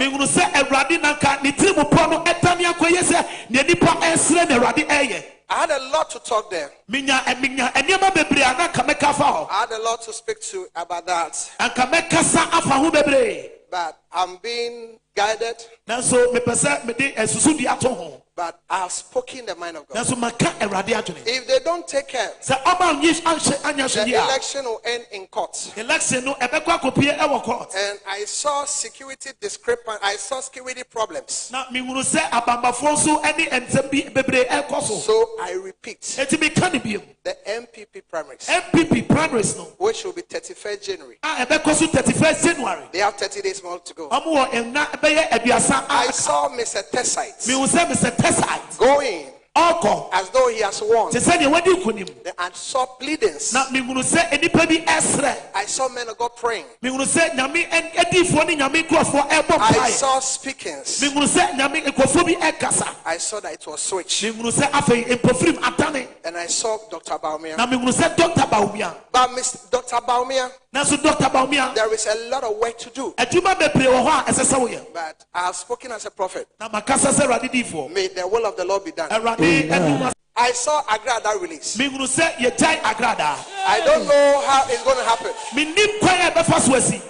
22nd of December. 22nd December. I was sleeping. Na madam. And the Lord carried me into a vision. Then Then I saw and I heard on radio. Na me gunu na meti wa radio so. In our local language, but I'm speaking English. That she's released, she's released. Say ye jai Agrada. So when I was about to wake up from when I was about to get out of my vision, I saw white handkerchiefs. I don't know when. I don't know how. But as a prophet of the Lord, who says and it cometh to pass, I have seen spiritually that Agrada has been released. And we pray that the word of the Lord will come to pass. Let's pray for Ivory Coast. And let the security apparatus and the president of Ivory Coast be on serious alert.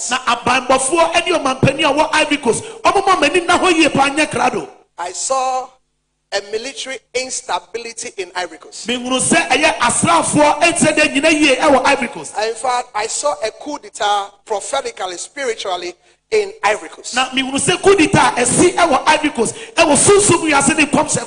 if they don't act on it, if they don't pray and physically act on it, it will come to pass. I saw in America a lot of jets. A lot of jets. JETS planes. In the space of America. If we don't pray that America, the World Cup, it maybe may not come on, or maybe we may postpone it, or there will be a problem with the America one. The Lord carried my spirit, and I saw planes in the space of America. But we'll pray, and we'll avert it, because prayer can avert it. The Black Stars of Ghana. Last year or last 2 years, the Lord made you to say they will qualify. And I've seen that they will go in the finals. Listen.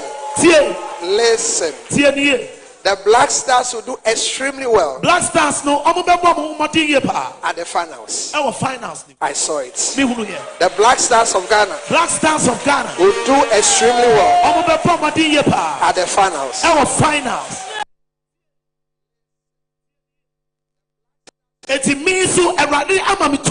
Respectfully to tell the present and the now regime that this year, what they began, they should do it more. They should do it more. They should do it more. They should do it more. And as a prophet of God, I saw the Lord helping the President Muhammad. I saw God holding his hands. And I saw a lot of great things done by him this year. This year, President Muhammad and NDC government, they will do so well. Again, I will humbly suggest to him he should strengthen the security of Sami Jemfi. He should strengthen the security of Atufosen. He should strengthen the security of the governor of Bank of Ghana. I saw a lot of attacks. The spiritual one will pray for them. They should hold them up. They should not let them down. They should not leave them.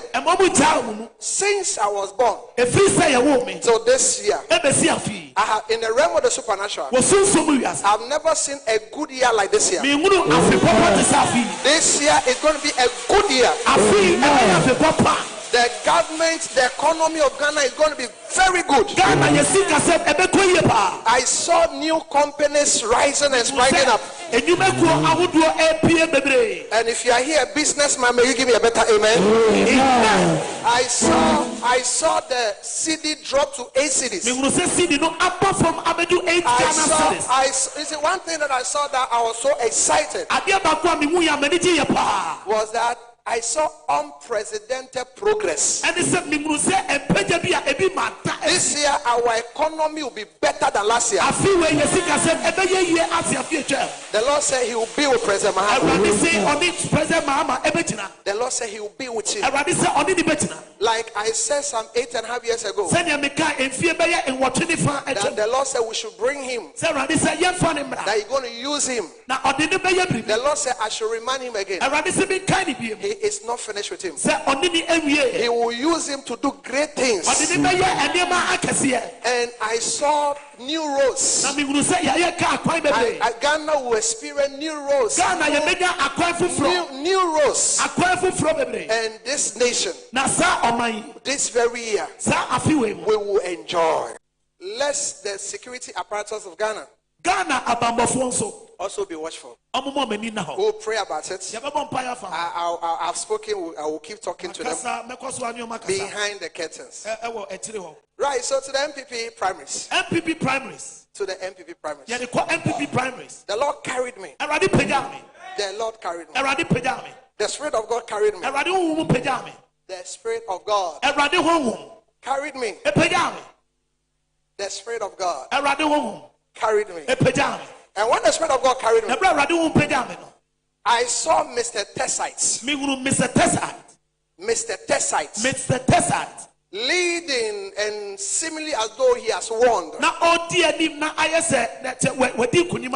Then I saw lamentations. I saw pleadings. I saw lamentations. I saw pleadings. Then I saw that the wind that is for Mr. Tessites. I saw another ticket. I saw Dr. Baumia ticket. I saw Dr. Baumia ticket. I saw the permissive, the perfect will of God turning into the permissive will of God.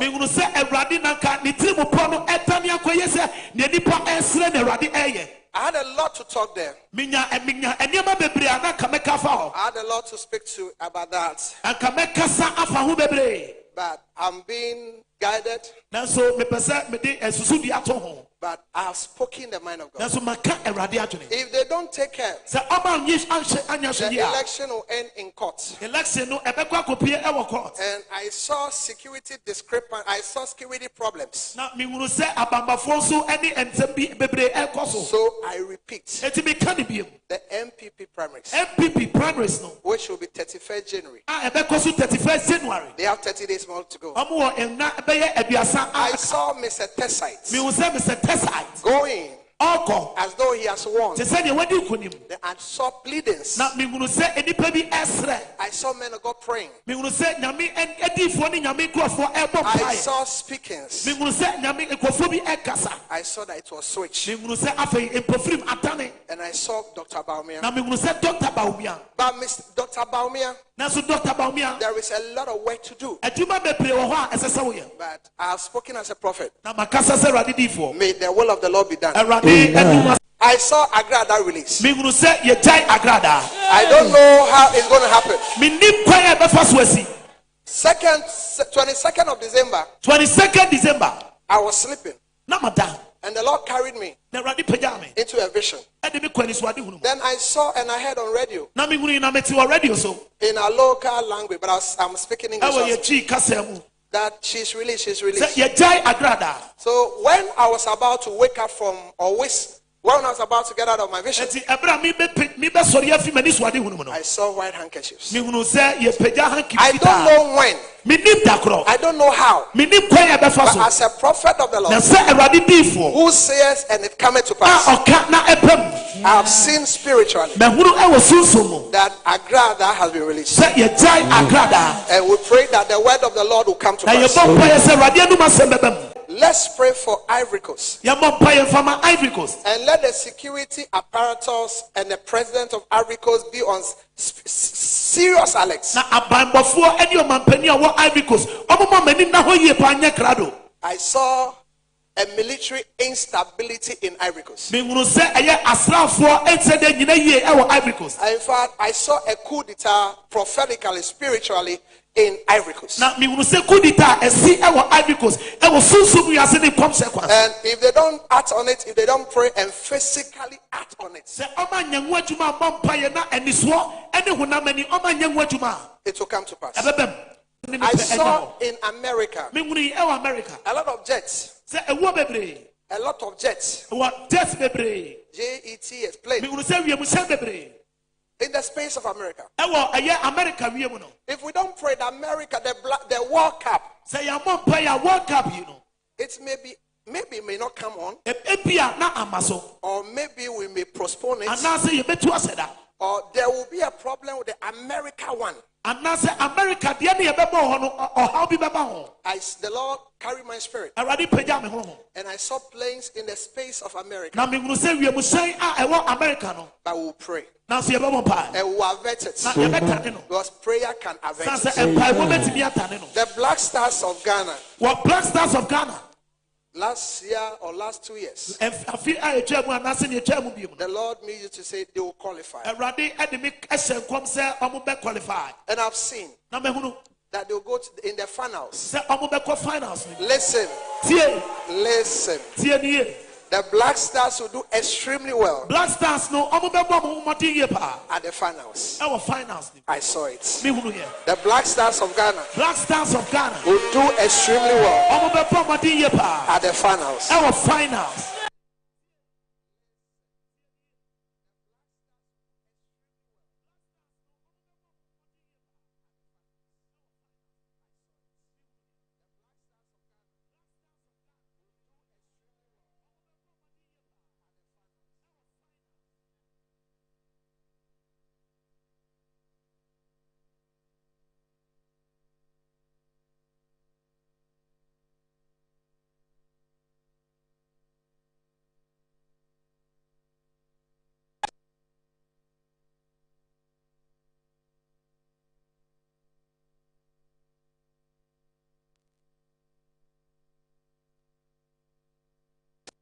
Right, so to the MPP primaries. MPP primaries. To the MPP primaries. Yeah, they call MPP primaries. The Lord carried me. The Lord carried me.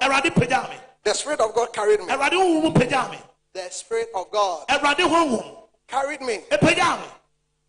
The Spirit of God carried me. And when the Spirit of God carried me, I saw Mr. Tessites. Mr. Tessites. Leading and seemingly as though he has won. Then I saw lamentations. I saw pleadings. I saw lamentations. I saw pleadings. Then I saw that the wind that is for Mr. Tessites. I saw another ticket. I saw Dr. Baumia ticket. I saw Dr. Baumia ticket. I saw the permissive, the perfect will of God turning into the permissive will of God.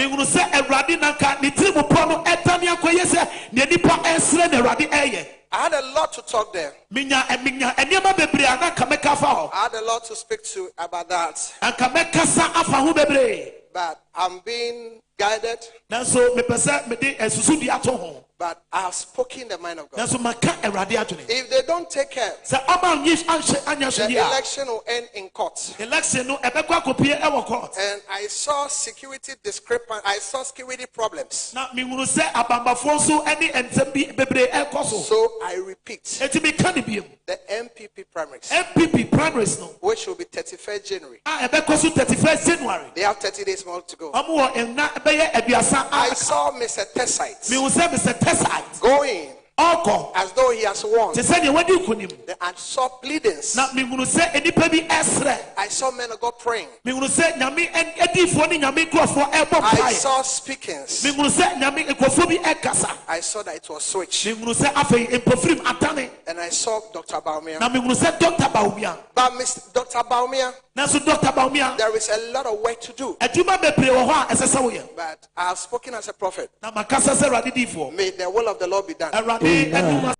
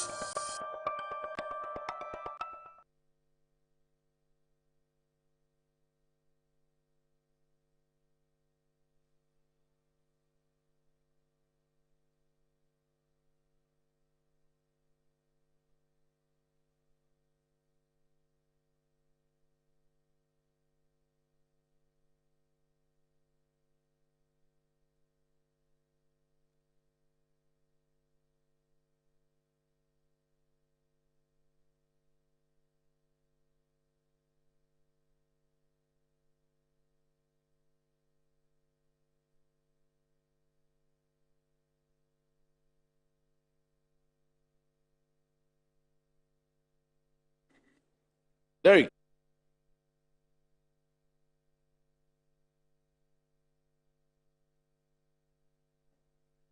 Right, so you have seen some of the prophecies of Prophet Nigel Gacy.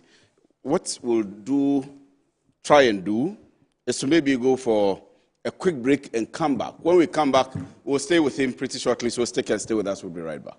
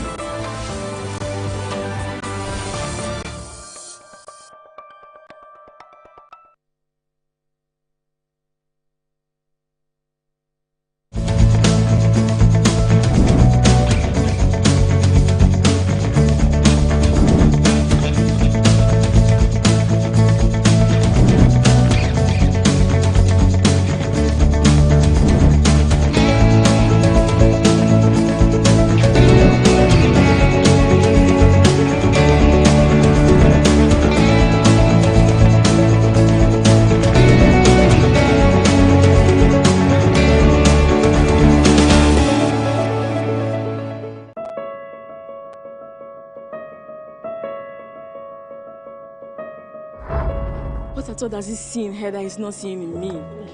Look at me! Eugene and Anekia made a choice. You won't believe what Pam and Anekia have done to me. Abstain. Why abstain? I have been seeing through your shenanigans all night. I thought I told you that I didn't want to see that girl in this house again. I'm sorry, Cinnamon.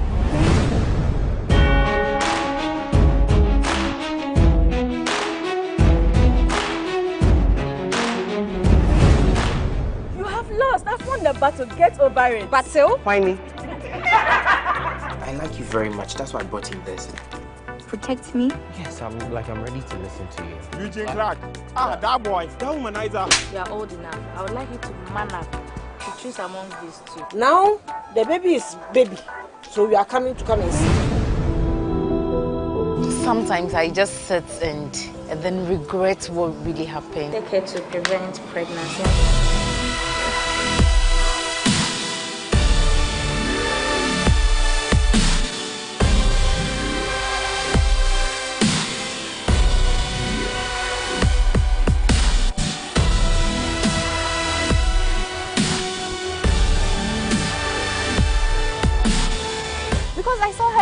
Just stop it. They have to pay for what they've done to me.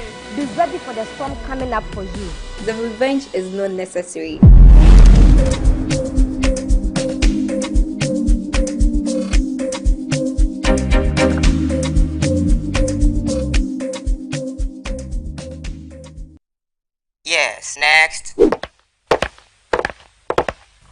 Me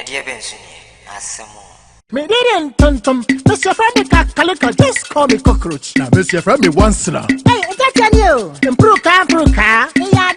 Yeah. Captain Mosquito, double the action.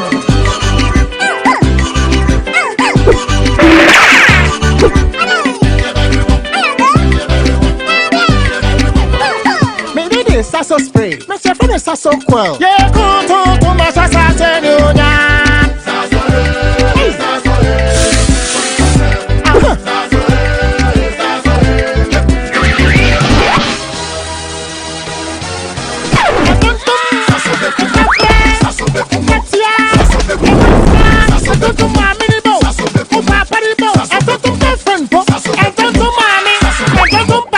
Sasso, come on, Tom Preco.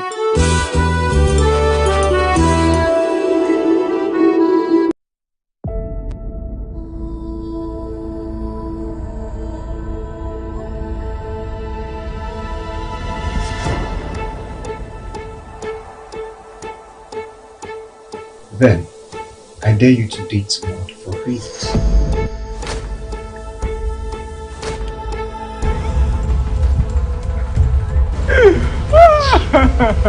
I'll get her. You go get you. I will get her. So we can't sit here more than 1 hour or close to 1 hour. If you only ask Sadia, I go fit up. You know my friend, Alpha.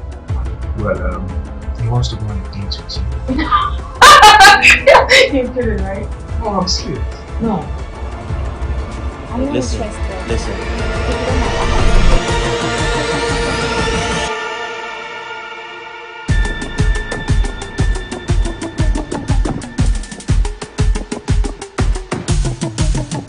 I'm just hoping this will continue forever.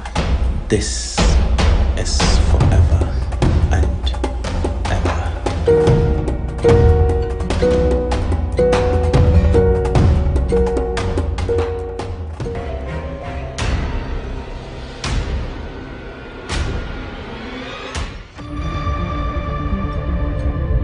Come on, Alpha, shut up and let me talk. I picked you from the street as a little boy, and I'll come to you.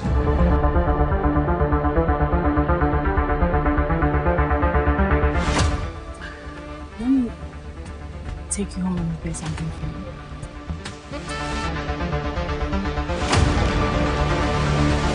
All right. Yes. I was ready to invest 20,000. Tell me more about it. Okay.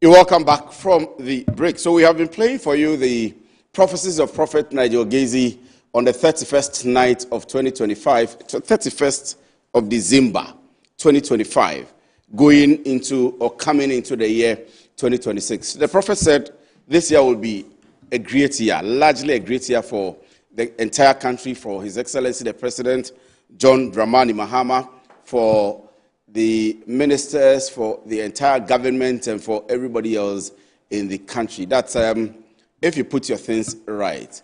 The president spoke, or the prophet, why am I calling him the president? I will ask him whether he wants to be president one day.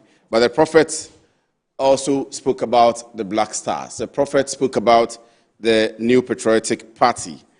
I'm talking about Prophet Nigel Gacy. And we have him here in the studio this afternoon. Approximately, we would have him for about 45 minutes or 40 minutes. We were to have him before 2. He had an emergency, but he still rushed in here into the studio. Prophet Nigel Gacy, good afternoon. Good afternoon, sir. Thank you very much for coming. I'm humbled. In fact, we have been chasing you. Sorry about that. I didn't have an emergency. I slept off. Apologies. I slept off. But we are happy to have you anyway. Yeah, thank you. We are very happy to have you. Thank you. And you're looking good. Thank you very much. Yeah, You're not looking bad yourself. You're looking very excellent. I'm humbled. I'm humbled. Well, are you going to pray for us before we start? Or Oh no, let's go. we can just go ahead. But you pray for us before the end of the show. And you pray Yeah, for I'll Metro do that. TV. I'll do that. And Ignite Media. I'll do there that. There are 3 platforms. So Okay. Metro TV, Yeah. Original TV, Okay. and Original FM. Okay. And then Metro Digital. Oh wow, you have Yeah, Metro. we have Metro Oh, okay, Digital, this is the so- first time hearing this. Yeah. So you pray for us that, Yeah. as that this year Yeah. we should get the numbers. This we should become the number yeah, one. This again. Good afternoon to you, and good afternoon to everybody watching your very esteemed station. And I apologize for my lateness. I slept off and my phones were off, so apologies.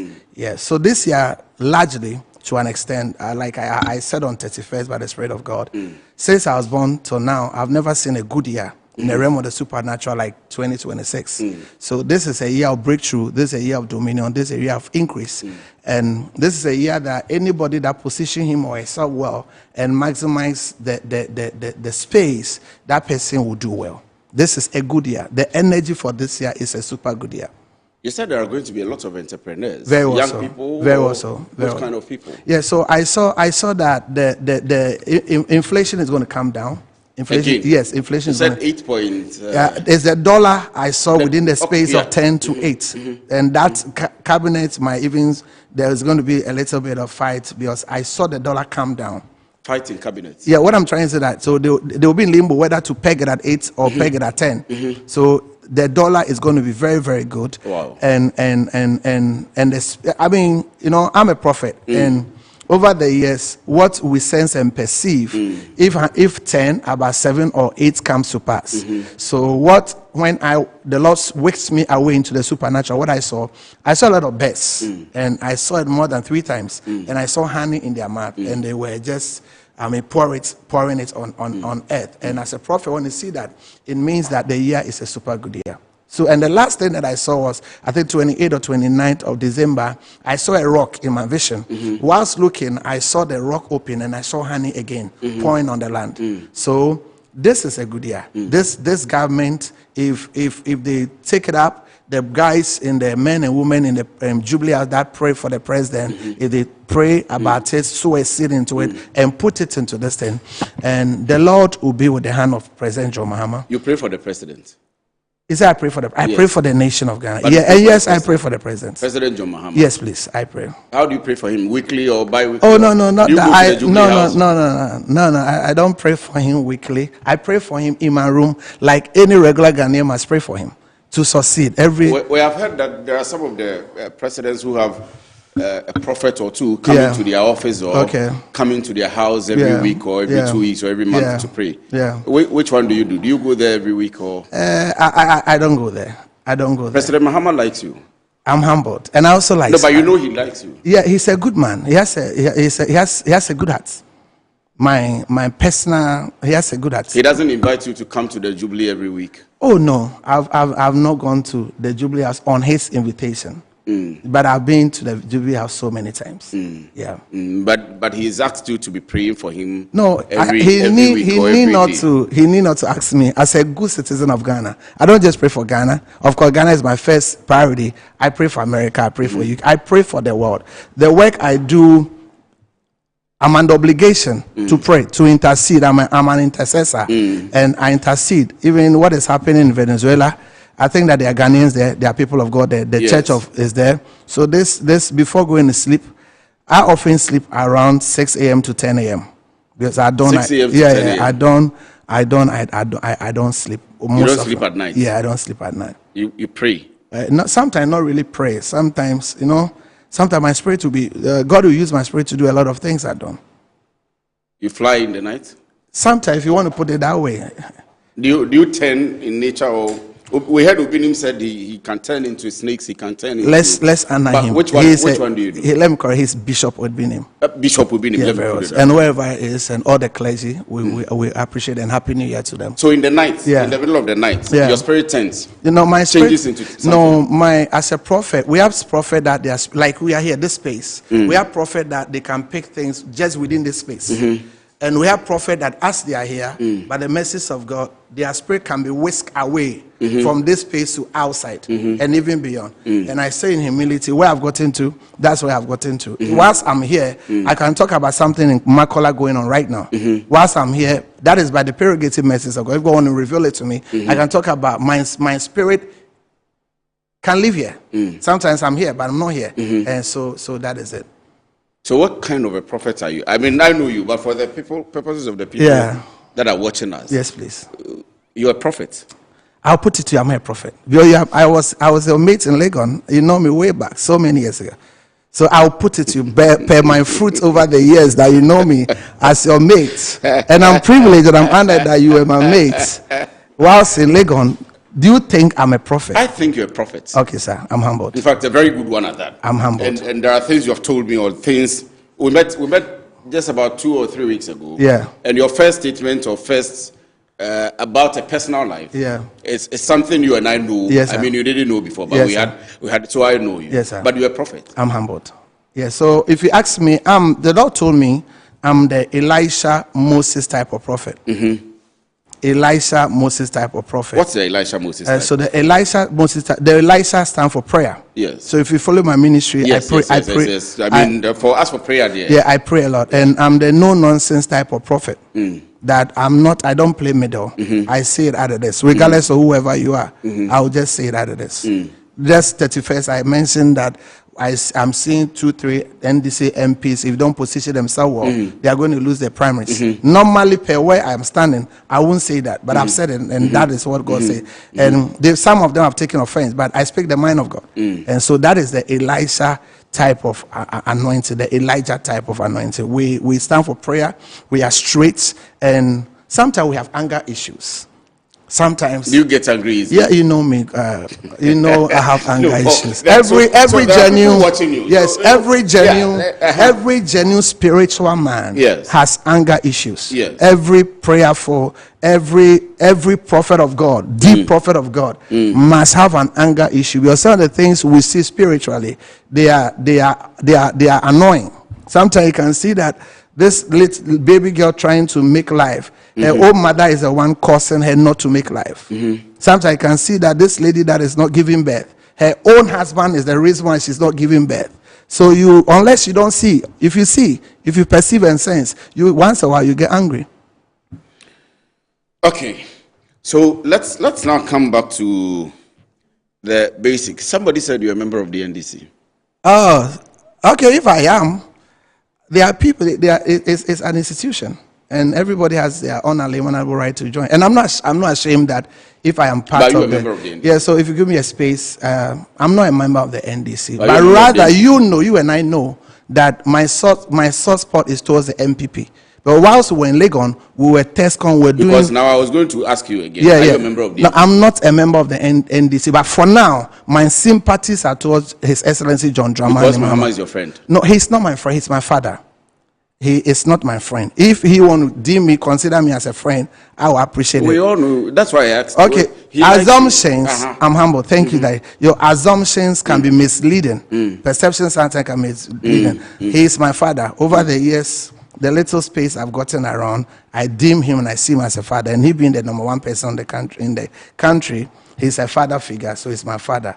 But if you want to take me as a friend, it's a great privilege that a little prophet like me, very, very tiny prophet like me, will be the friend of the president. Forgive me. Yes, I'm going to ask you what, of course, I've asked you that already, but kindly allow me to speak to Pastor Moses Benison. I think he's a prophet too, from the Family Altar Church, the head pastor at East Legon. Let me speak to him briefly. I'll come back. Right. And then we continue. Rev, good afternoon and thank you very much for joining me. I'm humbled to have you join us. What we are looking at is that lots of people think about their business plans, their projections for the year and so on and so forth. We are concerned how spiritually the year is looking for the country and what people should do. How is the year looking for you? Hello, my regards to you and all the... Please, can you hear me? Yes, I can hear you loud and clear. So, Prof, please go on. It's wonderful to be with you, and I salute the senior prophet, Nigel Gazy. He is an amazing man of God and a personal associate. I want to say that God is concerned about the country, particularly Ghana. Ghana is a beast in the world, a nation of just about 33 million people. But come to think of it, we are the first to gain independence in sub-Saharan Africa. So Ghana is a beast, and God's eye is on Ghana. I have coined a phrase for Ghana that says, God has a nation ahead. God has a nation ahead. That means that Ghana is the apple of God's eye, and God is concerned about this nation. In fact, that is why there are prophets to speak to the direction this nation is taking. 2026, as the senior prophet have said, it's a very beautiful year. It's a year that will flourish, because in the realm of the spirit, God told me that 2025 is like laying a foundation. 2026 is putting the blocks on the foundation we have laid. So it's going to be a very good year.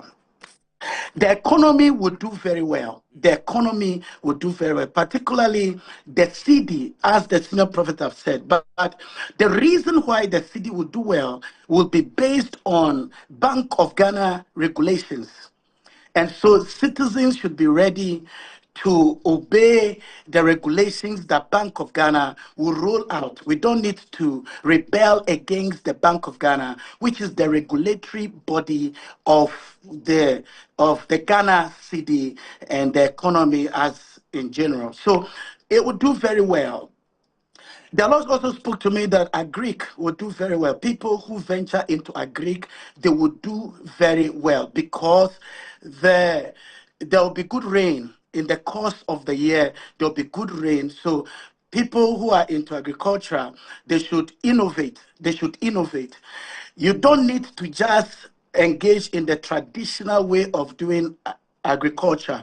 You have to find innovative ways to improve on productivity and yield in the course of the year, because God wants Ghana to feed its children. God wants Ghana to feed its children. The Lord also said that if people are looking for other business to enter into, they should go into real estate. Real estate will do well. But you see, if you want to do buy and sell, commerce will shift towards the eastern side of the world, which is China and etc. So people should pay special attention to the global change of commerce, which is shifting towards China. I also believe that, as the senior prophet has said, the president will do very well. In fact, last year I was on one of the TV stations on the day of his inauguration. And I spoke about how he will leave a legacy. The Lord is saying that the president will do very well because of the condition of his heart. He has a good heart. And he is also very determined to ensure that he is not vindictive. The president is not vindictive.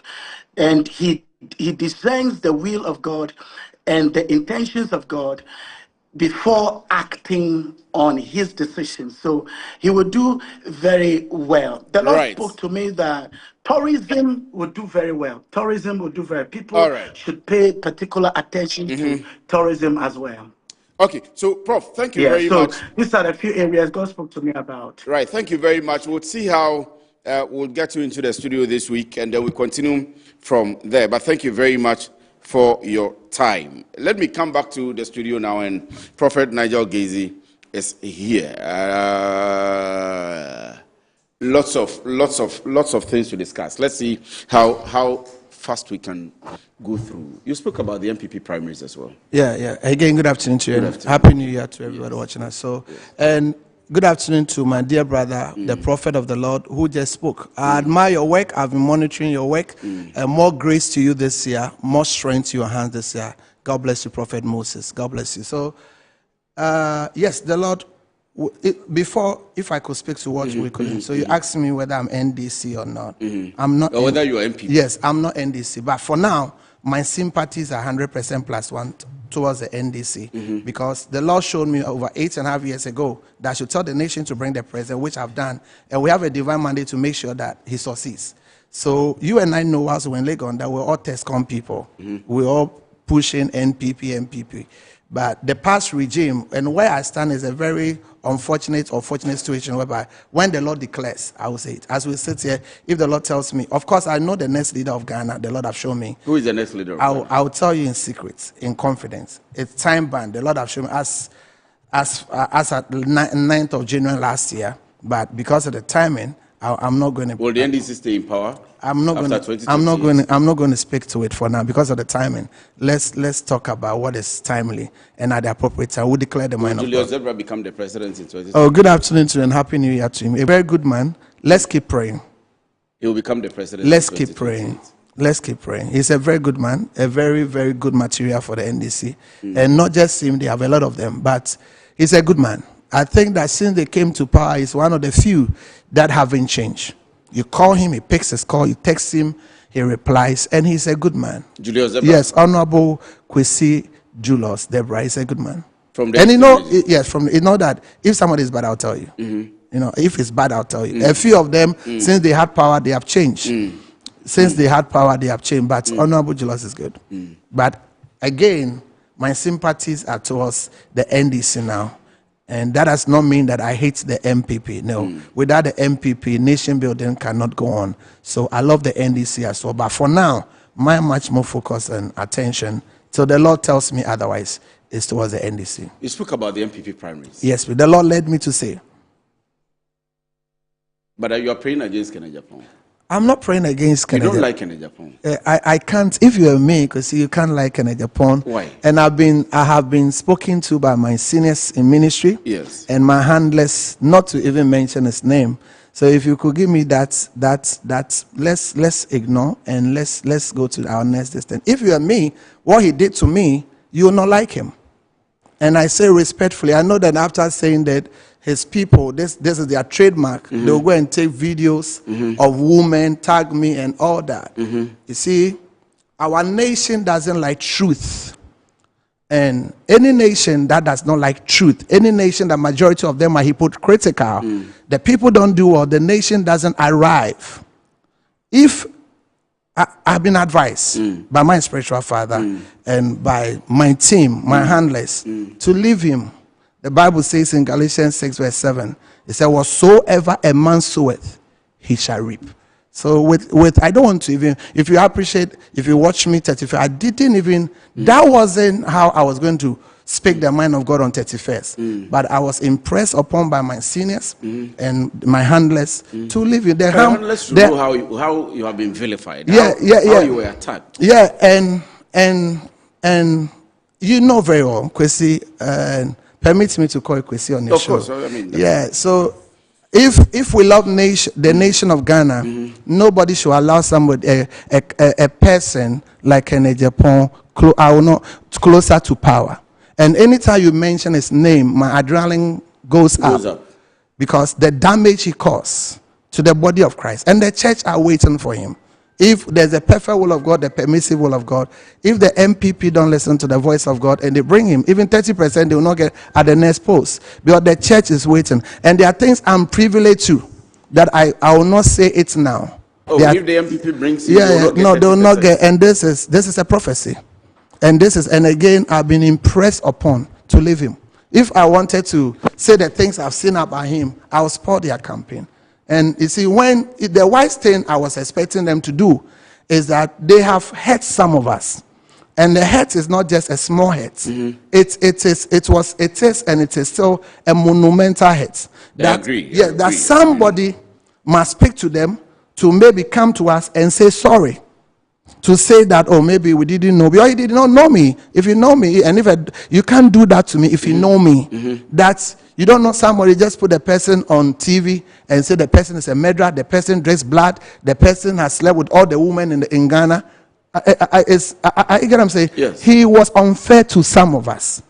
He was unfair to some of us. And for me, I've been advised not to go there. So let's go to the next. Because if you allow me, but and if I want to rebel. You have seen in the spirit that if they MPP takes Japan, they will not get 30% at the 2028 elections. But let me tell you the truth. Can I tell you the truth? I mean, the Lord opened my eyes. Yes. And not just today. I saw that if not for what Kennedy did to the church, he should have been the next flag bearer of MPP. But I saw lamentation. I saw pleadings. I saw sacrifice. I saw people speaking and working against him. And there's a perfect will of God and the permissive will of God. And the permissive will of God overruled the perfect will of God. You appreciate that when the 3 angels were going to Sodom and Gomorrah, the original intent and the purpose was to go and crash everything Sodom and Gomorrah. That was the perfect will of God. So Abraham started interceding and pleading. Then the perfect will of God became the permissive will of God. And if the other camp is to push a bit and do 1 or 2 directions, the perfect will of God will be turned into the permissive will of God. But again, if you ask me, do I have an interest there? I don't have any interest there. You don't have any interest? No, I don't have any interest there. But President Muhammad's own, I had a personal interest there. And I still have a personal interest there to make sure the little I come in my little tiny corner for his government to succeed, for Ghana to enjoy that. But the man has not been fair to us. If Bawumia and his team come to you today and you begin to work and pray for them, will they win the primaries? I have declared as a prophet of God, in my capacity as a prophet of God, that may Kennedy lose narrowly, so as you know that there's God in Israel. So as you know that toucheth not my anointed, but do my prophet no harm, exists and it works. And it's because somebody are you doing what we call a quantre or spiritual directions for Kennedy to lose? I have for Bawumia to win. I've been spoken to. So I'm even speaking a little bit on it because of the personal respect and rapport. I'm asking because I know you. So I mean, if you attempt to do anything, we know how it works. I'm asking, are you doing directions against? If you ask me, and if the MPP delegates will listen to me, from what I know, which will come later, the church is waiting for. The church is waiting for somebody. I have a tape. I was privileged to have a tape that somebody has concocted that a leading bishop in Ghana was a homosexual. Can you imagine if that tape came out? Nobody would have gone to church. Oh, he was going to say that? I didn't say that. I mean, not Kennedy Japan. I'm saying that with what I know, with what, and let nobody make a mistake that the men of God, we don't meet, we don't talk. We talk, we meet. I am privileged in a meeting that one of the aspirants, one of the flag bearer aspirants of MPP, was going to say that one of our leading bishop was a homosexual, which he was not. Which he is not. One of the top bishops in the country. Top bishop in the country of Ghana. Was a homosexual. And that was an allegation. That was allegation like Kennedy leveled a lot of allegations against me. If you say that somebody's son, I'm a gentleman. Because if you say that I have killed somebody and my church, I know how you revere your family. During those periods, I mean, my thoughts were with you and the family. I hope you get what I'm saying. If because I've said Muhammad be president, just go straight to it, and you just go hi somebody, and okay me if you but you see the confidence with which you are saying this. I've seen other prophets also speak very confidently. No, you see, I'm not speaking knowing me because you know that I'm not speaking confidently. If I wanted to speak confidently and do things, this wouldn't have been my approach. But you see, I have a father, and this work is about an authority. My father called me from UK. He said, Prophet Nigel, I don't want you to speak about Kennedy, but leave him to time. And I'm obeying that. And my team, we sat down, they said, Papa, leave him. He's already caused the damage. I was expecting that maybe one of the women around him will approach some of us and even say, sorry, Prophet, for what the man did to you. The colossal damage. Reputational injuries. Because sometimes you get somewhere and there's so much hostility around you. Because a person in the figure of that man will just sit on TV, blah, blah, blah, blah, blah. One video, one of my mother's sister's daughter came around me. We're doing fasting and prayers. And I was wearing a simple shirt. And I said, oh, Wafa, I've gotten a new phone. Can we take a selfie? And she put it on her status. A little girl, she doesn't know. They use that. That's Prophet Nigel's girlfriend and all that. Because you know me too well. Since the days of our school, I tried. I'm not saying I'm a saint. I'm never a saint. I'm never perfect, man. But what the man did to me, some men of God have died because of him. Some men of God have died. Churches were. So let's leave him. You know El Bernard? Yeah, I know him. El Bernard has declared. Prophet El Bernard. Prophet El Bernard. Yeah, let's give honor to whom honor. Prophet El Bernard has declared the man the flag bearer. Yeah. And almost even the winner of the 2028 elections. Yeah. So he said that he's going to be present. Yes. And unseat the NDC. Yes. All right. For me, as a personal principle. But you know Prophet El Bernard. Oh yeah, I know him. I know him at a distance, but he's not my body. Yes. I respect and admire the oil of him, and I feel he's a great prophet of God. I think he's like you. I will not say that. He prophesies. He sees clearly. Yeah, like I said, I respect and admire. But is he like you in the realm of the prophetic? Yeah, we hear that there are grades up to maybe grade 7, level 7. We hear Prophet Owusu Bempah talk about. He says you have just said you are like Elijah and Moses. Yeah. So are you higher than him? So like I said, than him in the realm of the Spirit? I can never say so. In the workings of the Spirit is the Lord that but you see the authority in the Spirit. I respect the oil upon his life. He has carry an oil. If I see a man that carry oil, I know. I have. So he's deep. He's deep. Very deep. Over the years, his fruit tells that he has achieved a lot for God. And I respect that. And but you are at a higher authority. No, never. I can never. He is at a higher authority. I'm the least. But he's at a higher authority. I will not say that, but I'm the least among all of them. I'm the least among all of them. You understand? I'm the least among all of them.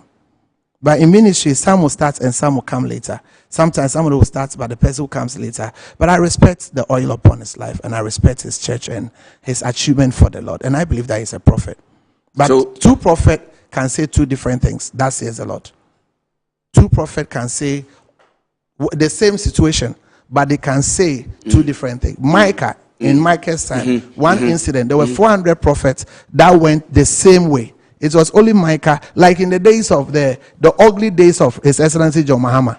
Everybody said he will not be. I was the only voice. He will never become a president again. I remember that. Yes, I was the only voice in Ghana. No man. I remember that. Yes, I was the only voice, and I had an attack that I'll never subject myself to it again till Jesus will come.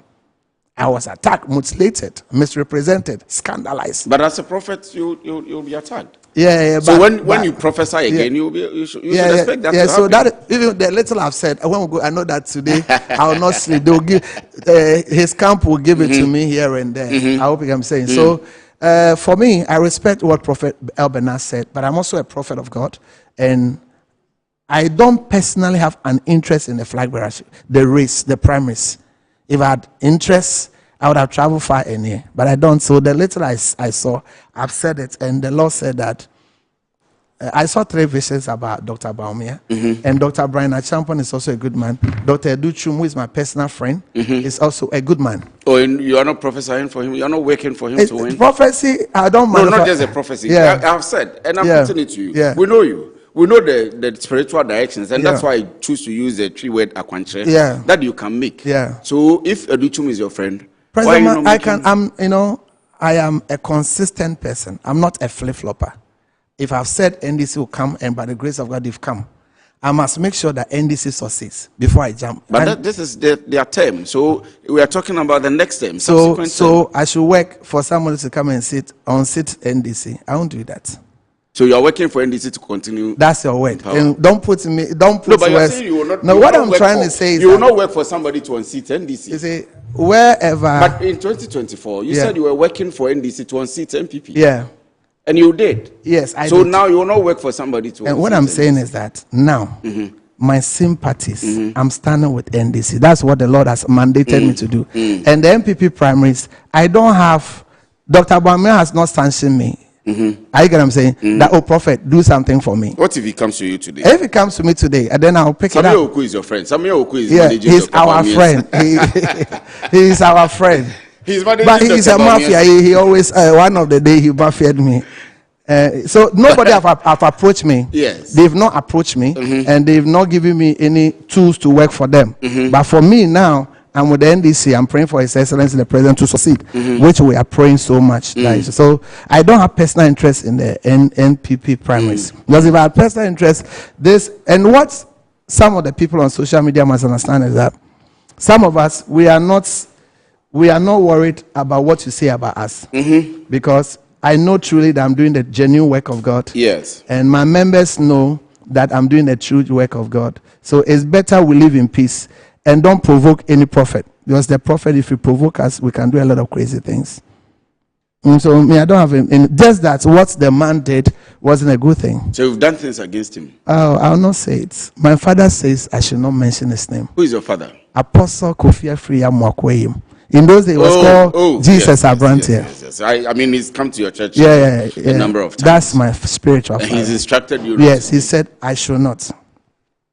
I tell you that if not for my fathers, I would have, my 31st wouldn't have been this 31st.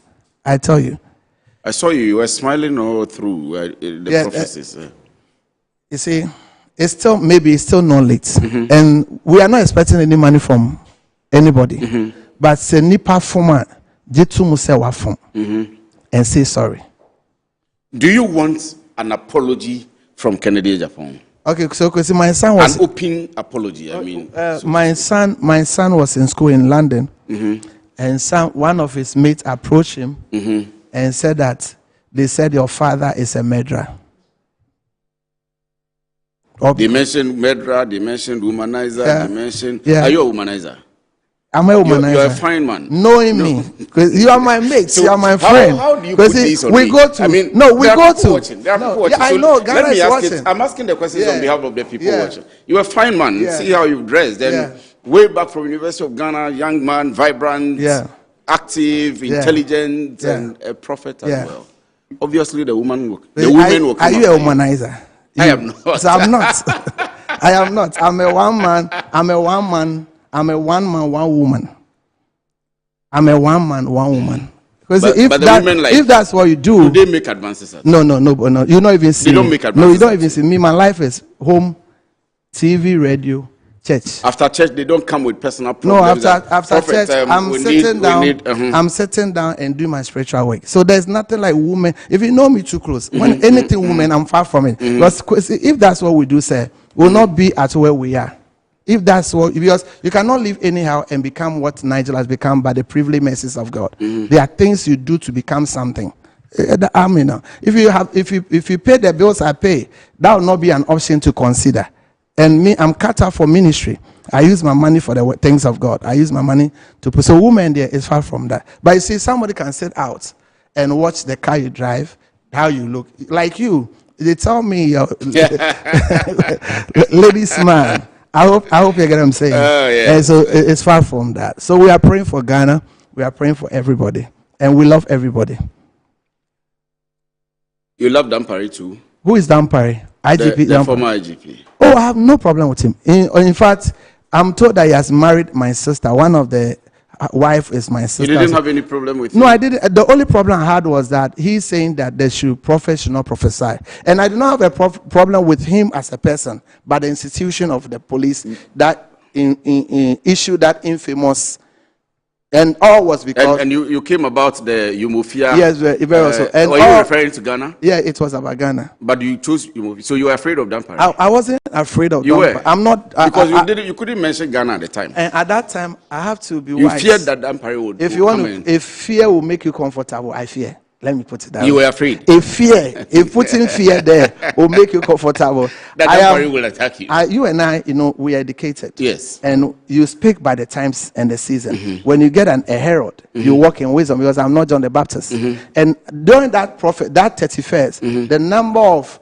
police vans, the number of police that came to my church, I could only I said we're critic the time, and what I said was to criticize the time. And you appreciate that if you read the book Things Fall Apart, the happening at the time was just like what Okonkwo, Kemefuna, and Obirika were doing. So I think that my target was to declare that John Mahama will come again, and I did. That was my target, to declare to the nation of Ghana and to give hope to the actors of NDC and sympathizers. Did you feel threatened? So today I feel threatened. How? You see, you don't know the attacks that comes on us daily. Somebody's in Ghana who has never met Michael Jackson before, but he hates Michael Jackson. Somebody is sitting at home, somebody is sitting somewhere, he's never met me before, but because they say we are this, we are that, we are that, we are that, they hate us for nothing. I hope you get what I'm saying. Yes, I get most of the parts of our world, people don't give themselves the benefit of knowing people for themselves. If you know me, you know that I'm a calm young man, and I don't take things so personal and serious. Did you see anything about former President Kufuor? President Kufuor? No, I didn't see. We are praying for him. He will live. He will not die. Somebody brought a prophecy, and that is what he has seen. We see per where we are standing with God. That is, and I respect everybody's vision. I respect everybody's prophecy. Yes, I don't attack people's prophecy. Because when you were saying it, when God was speaking with you, I wasn't there, so I respect it. And the Bible says that anybody that comes in the name of the Lord should be received. So if you say that says the Lord, I respect it and I receive it. And so you say Ghana is good. I mean, we are rounding up. Yeah. Unfortunately, we didn't have a lot of time with you. There I'm sorry, a lot of things late to discuss. Somebody says I should ask you about Alpha Hour. That's maybe that will be my last question. Yeah. You know Pastor Elvis Agyemang? I don't know him. You don't know him? Yes, sir. But you've seen him? I've seen him at a You've seen his ministry? Yes. How is he doing? Oh, if you ask me, praise God. If you ask me, it's an inspiration to the younger generation and even to the older generation. But again, this ministry do well and are doing well than the prophetic ministry because there's no much attacks on it. The attacks that comes on the prophetic church, they don't get that same measure of attack. So in Ghana, every prophet is fake, but every pastor is good. Every evangelist is good. Every apostle is bad. So I love what I saw 30th, 31st. I even prayed for him. Wow. You prayed for him? Yes. Me, I'm a kingdom man. There's so much. I'm asking because there's so much enmity amongst you. No, because you know that I'm a refined person. If the demography of Ghana, Accra alone, is 1.3 people that go to church on Sunday. If all this 1.3 come to my church, I would die like Prophet Joshua died. So I clap for every man of God. And there are people that will never come to my church, but I will go to Alpha Hour. Every Monday, Tuesday, Wednesday, 8 to 10, I do Jabez Cry online. There are people that will not connect to pray with me, but they'll go to another man of God. So listen, whether Paul, Apollo, or Timothy, we are all one people. So for me, I clap for every man of God. So I bless God for his life. We wish him more wins. He should have the confidence to take it to another nation. And it is possible. It is doable. He should go storm Sierra Leone, fill the stadiums. He should storm Liberia, fill the stadiums. And sometimes the callings of God always are not the same. Bible says Stephen was full of the Holy Ghost, but he had only one member. So it is not about the crowd. It's not about the crowd. We thank God for the crowd. But ministry is about impact. And maybe what God is using him to do is different from what God is using me to do. The confidence I have to face governments and systems, he will not have that confidence. What I can declare, that says the Lord. Right now, I can say something right now that the Lord has already shown me. It will turn the country around. He may not have that grace. So it's different measure of grace. I respect it. I love him. I'm using this to a respectable, esteemed platform to encourage him. Encourage all his people, all his sponsors, that they should step into another nation. It's doable. It's possible. They can do it. My time is up. What do you see about me now? You? Oh, you do? You don't want to see it on TV? Oh, no, I've not seen anything about you. One thing about me, you know that when you're close to me, I hardly see things. Yeah. When you're close to me, like you're my friend, I hardly even when you see, you don't see. Because we come and attack you to speak and you don't see. Yeah, I will not do that. But we want to see things about us. Oh, like I don't, it's bad. I give by the inspiration of the Most High God. It's the new what I have seen is that the national security should tighten the security of Ghana. Okay. And we should tighten the security around our present. And the year will be super good year. In fact, my time is up, but the World Cup. You mentioned that I said we are that, going to the World Cup. Yeah, finals. Ghana will do well at the finals. Yes. I didn't say Ghana will do well at the finals of the World Cup. I did linguistics. I speak good English. Yes. So if I say the final, if you qualify to the World Cup, it's called the finals. Unless you tell me it's not it's otherwise. The finals of football in the world or globe. Quarterfinals, semi-finals, the finals. Okay. It is called in English. Okay, so if you we'll qualify to the World Cup, the finals. No, that's your word. What I'm saying. So let me speak fundamental English. Yes, please. So the basic English, the regular person will say Ghana has gone to the World Cup and Ghana will do well. But I did not say it that way. I said Ghana at the finals will do well. That's what I meant. I didn't say the final of the World Cup. I pray we should get there. I pray we should get there. But that wasn't what I was saying. Okay. Yes, sir. Okay. So you will pray for us. And pray for the prophet come. You couldn't hit me hard. Unfortunately, our time. I know. I slept. Yeah. Our time. But we'll have you again. I'll come. We'll have you again. I'll come. And then we'll go into details. Yes, sir. And the hard part you want. Yes, and I'm proud of you. Knowing way back in Mensa Sabah, I'm proud of what you have become, and I know that the best in you is about to come. Amen. You do extremely well. Amen. And you enter into politics. Amen. You enter into politics. So I wish every Ghanaian well. I wish His Excellency the President and all my father, Julius Debra, Honorable Esedun Ketia, everybody, Honorable Kwame Abuja, everybody, the clergy, the traditional, and my own church members. I wish everybody. And I want to leave my number if somebody wants to call. Yes, please go ahead. And this please thing, go ahead. my number is 0244 773 7836 0244 737836. And Friday is holiday. I'll sit down and do one-on-one consultation. Okay, you'll do consultation. Yeah, so anybody that want to pass by. And the good news is that the Lord have instructed me, after every Sunday service, there's free lunch. So I have a canteen. So we can come and eat for free. Yes, so I have a canteen in my church. After every Sunday, there's free cappuccino, free wache. Holy Hill. Prophetic Hill. A prophetic Hill. Holy Hill is Kwadwo Bempah. Isaac Kwadwo Bempah. Yeah. Wow. But I know you know almost all the. You say you're a pastor.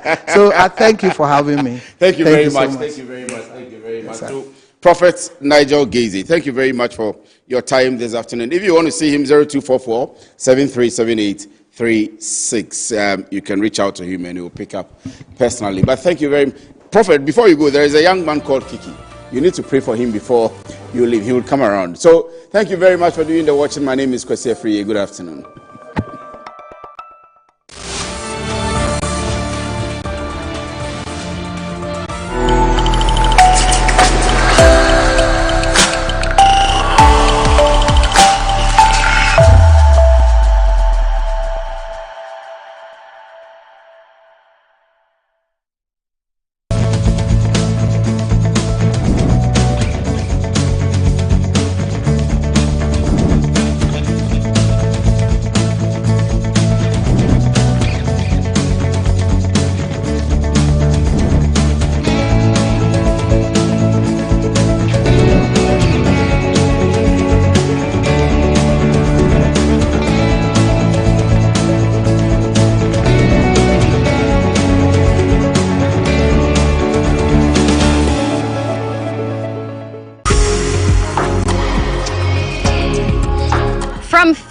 Your dream home to building a legacy for your family, the Homeowner Show has been your trusted guide. How sure are you what you are getting is the right land? And it has to do with searches, land commission, checking social planning authority, checking everything to make sure that what you are buying is not a problem or a challenge prone transaction. The stress of even not owning a house and constantly coughing up to rent is a big issue. Join me, Hannah Atiasi, and my distinguished panelists as we delve into exciting conversations.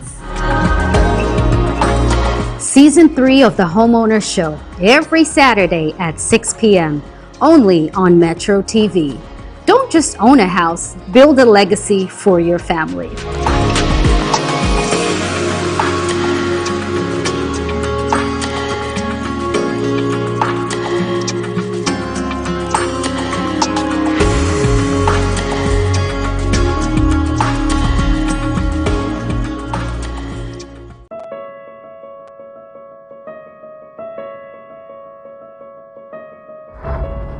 what does he see in her that he's not seeing in me?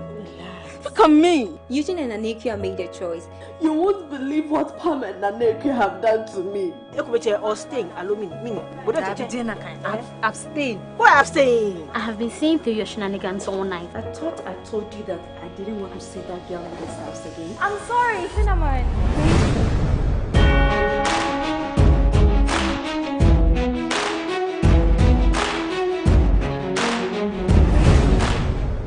Lost. I've won the battle. Get over it. Battle? Whiny. I like you very much. That's why I brought in this.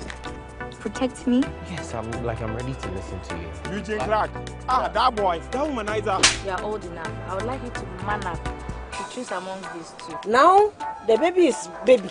So you are coming to come and see. Sometimes I just sit and then regret what really happened. Take care to prevent pregnancy.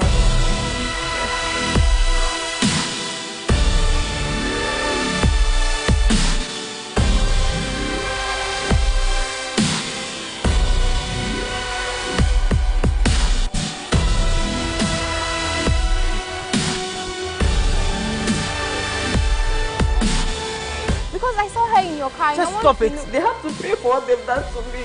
Be ready for the storm coming up for you. The revenge is not necessary.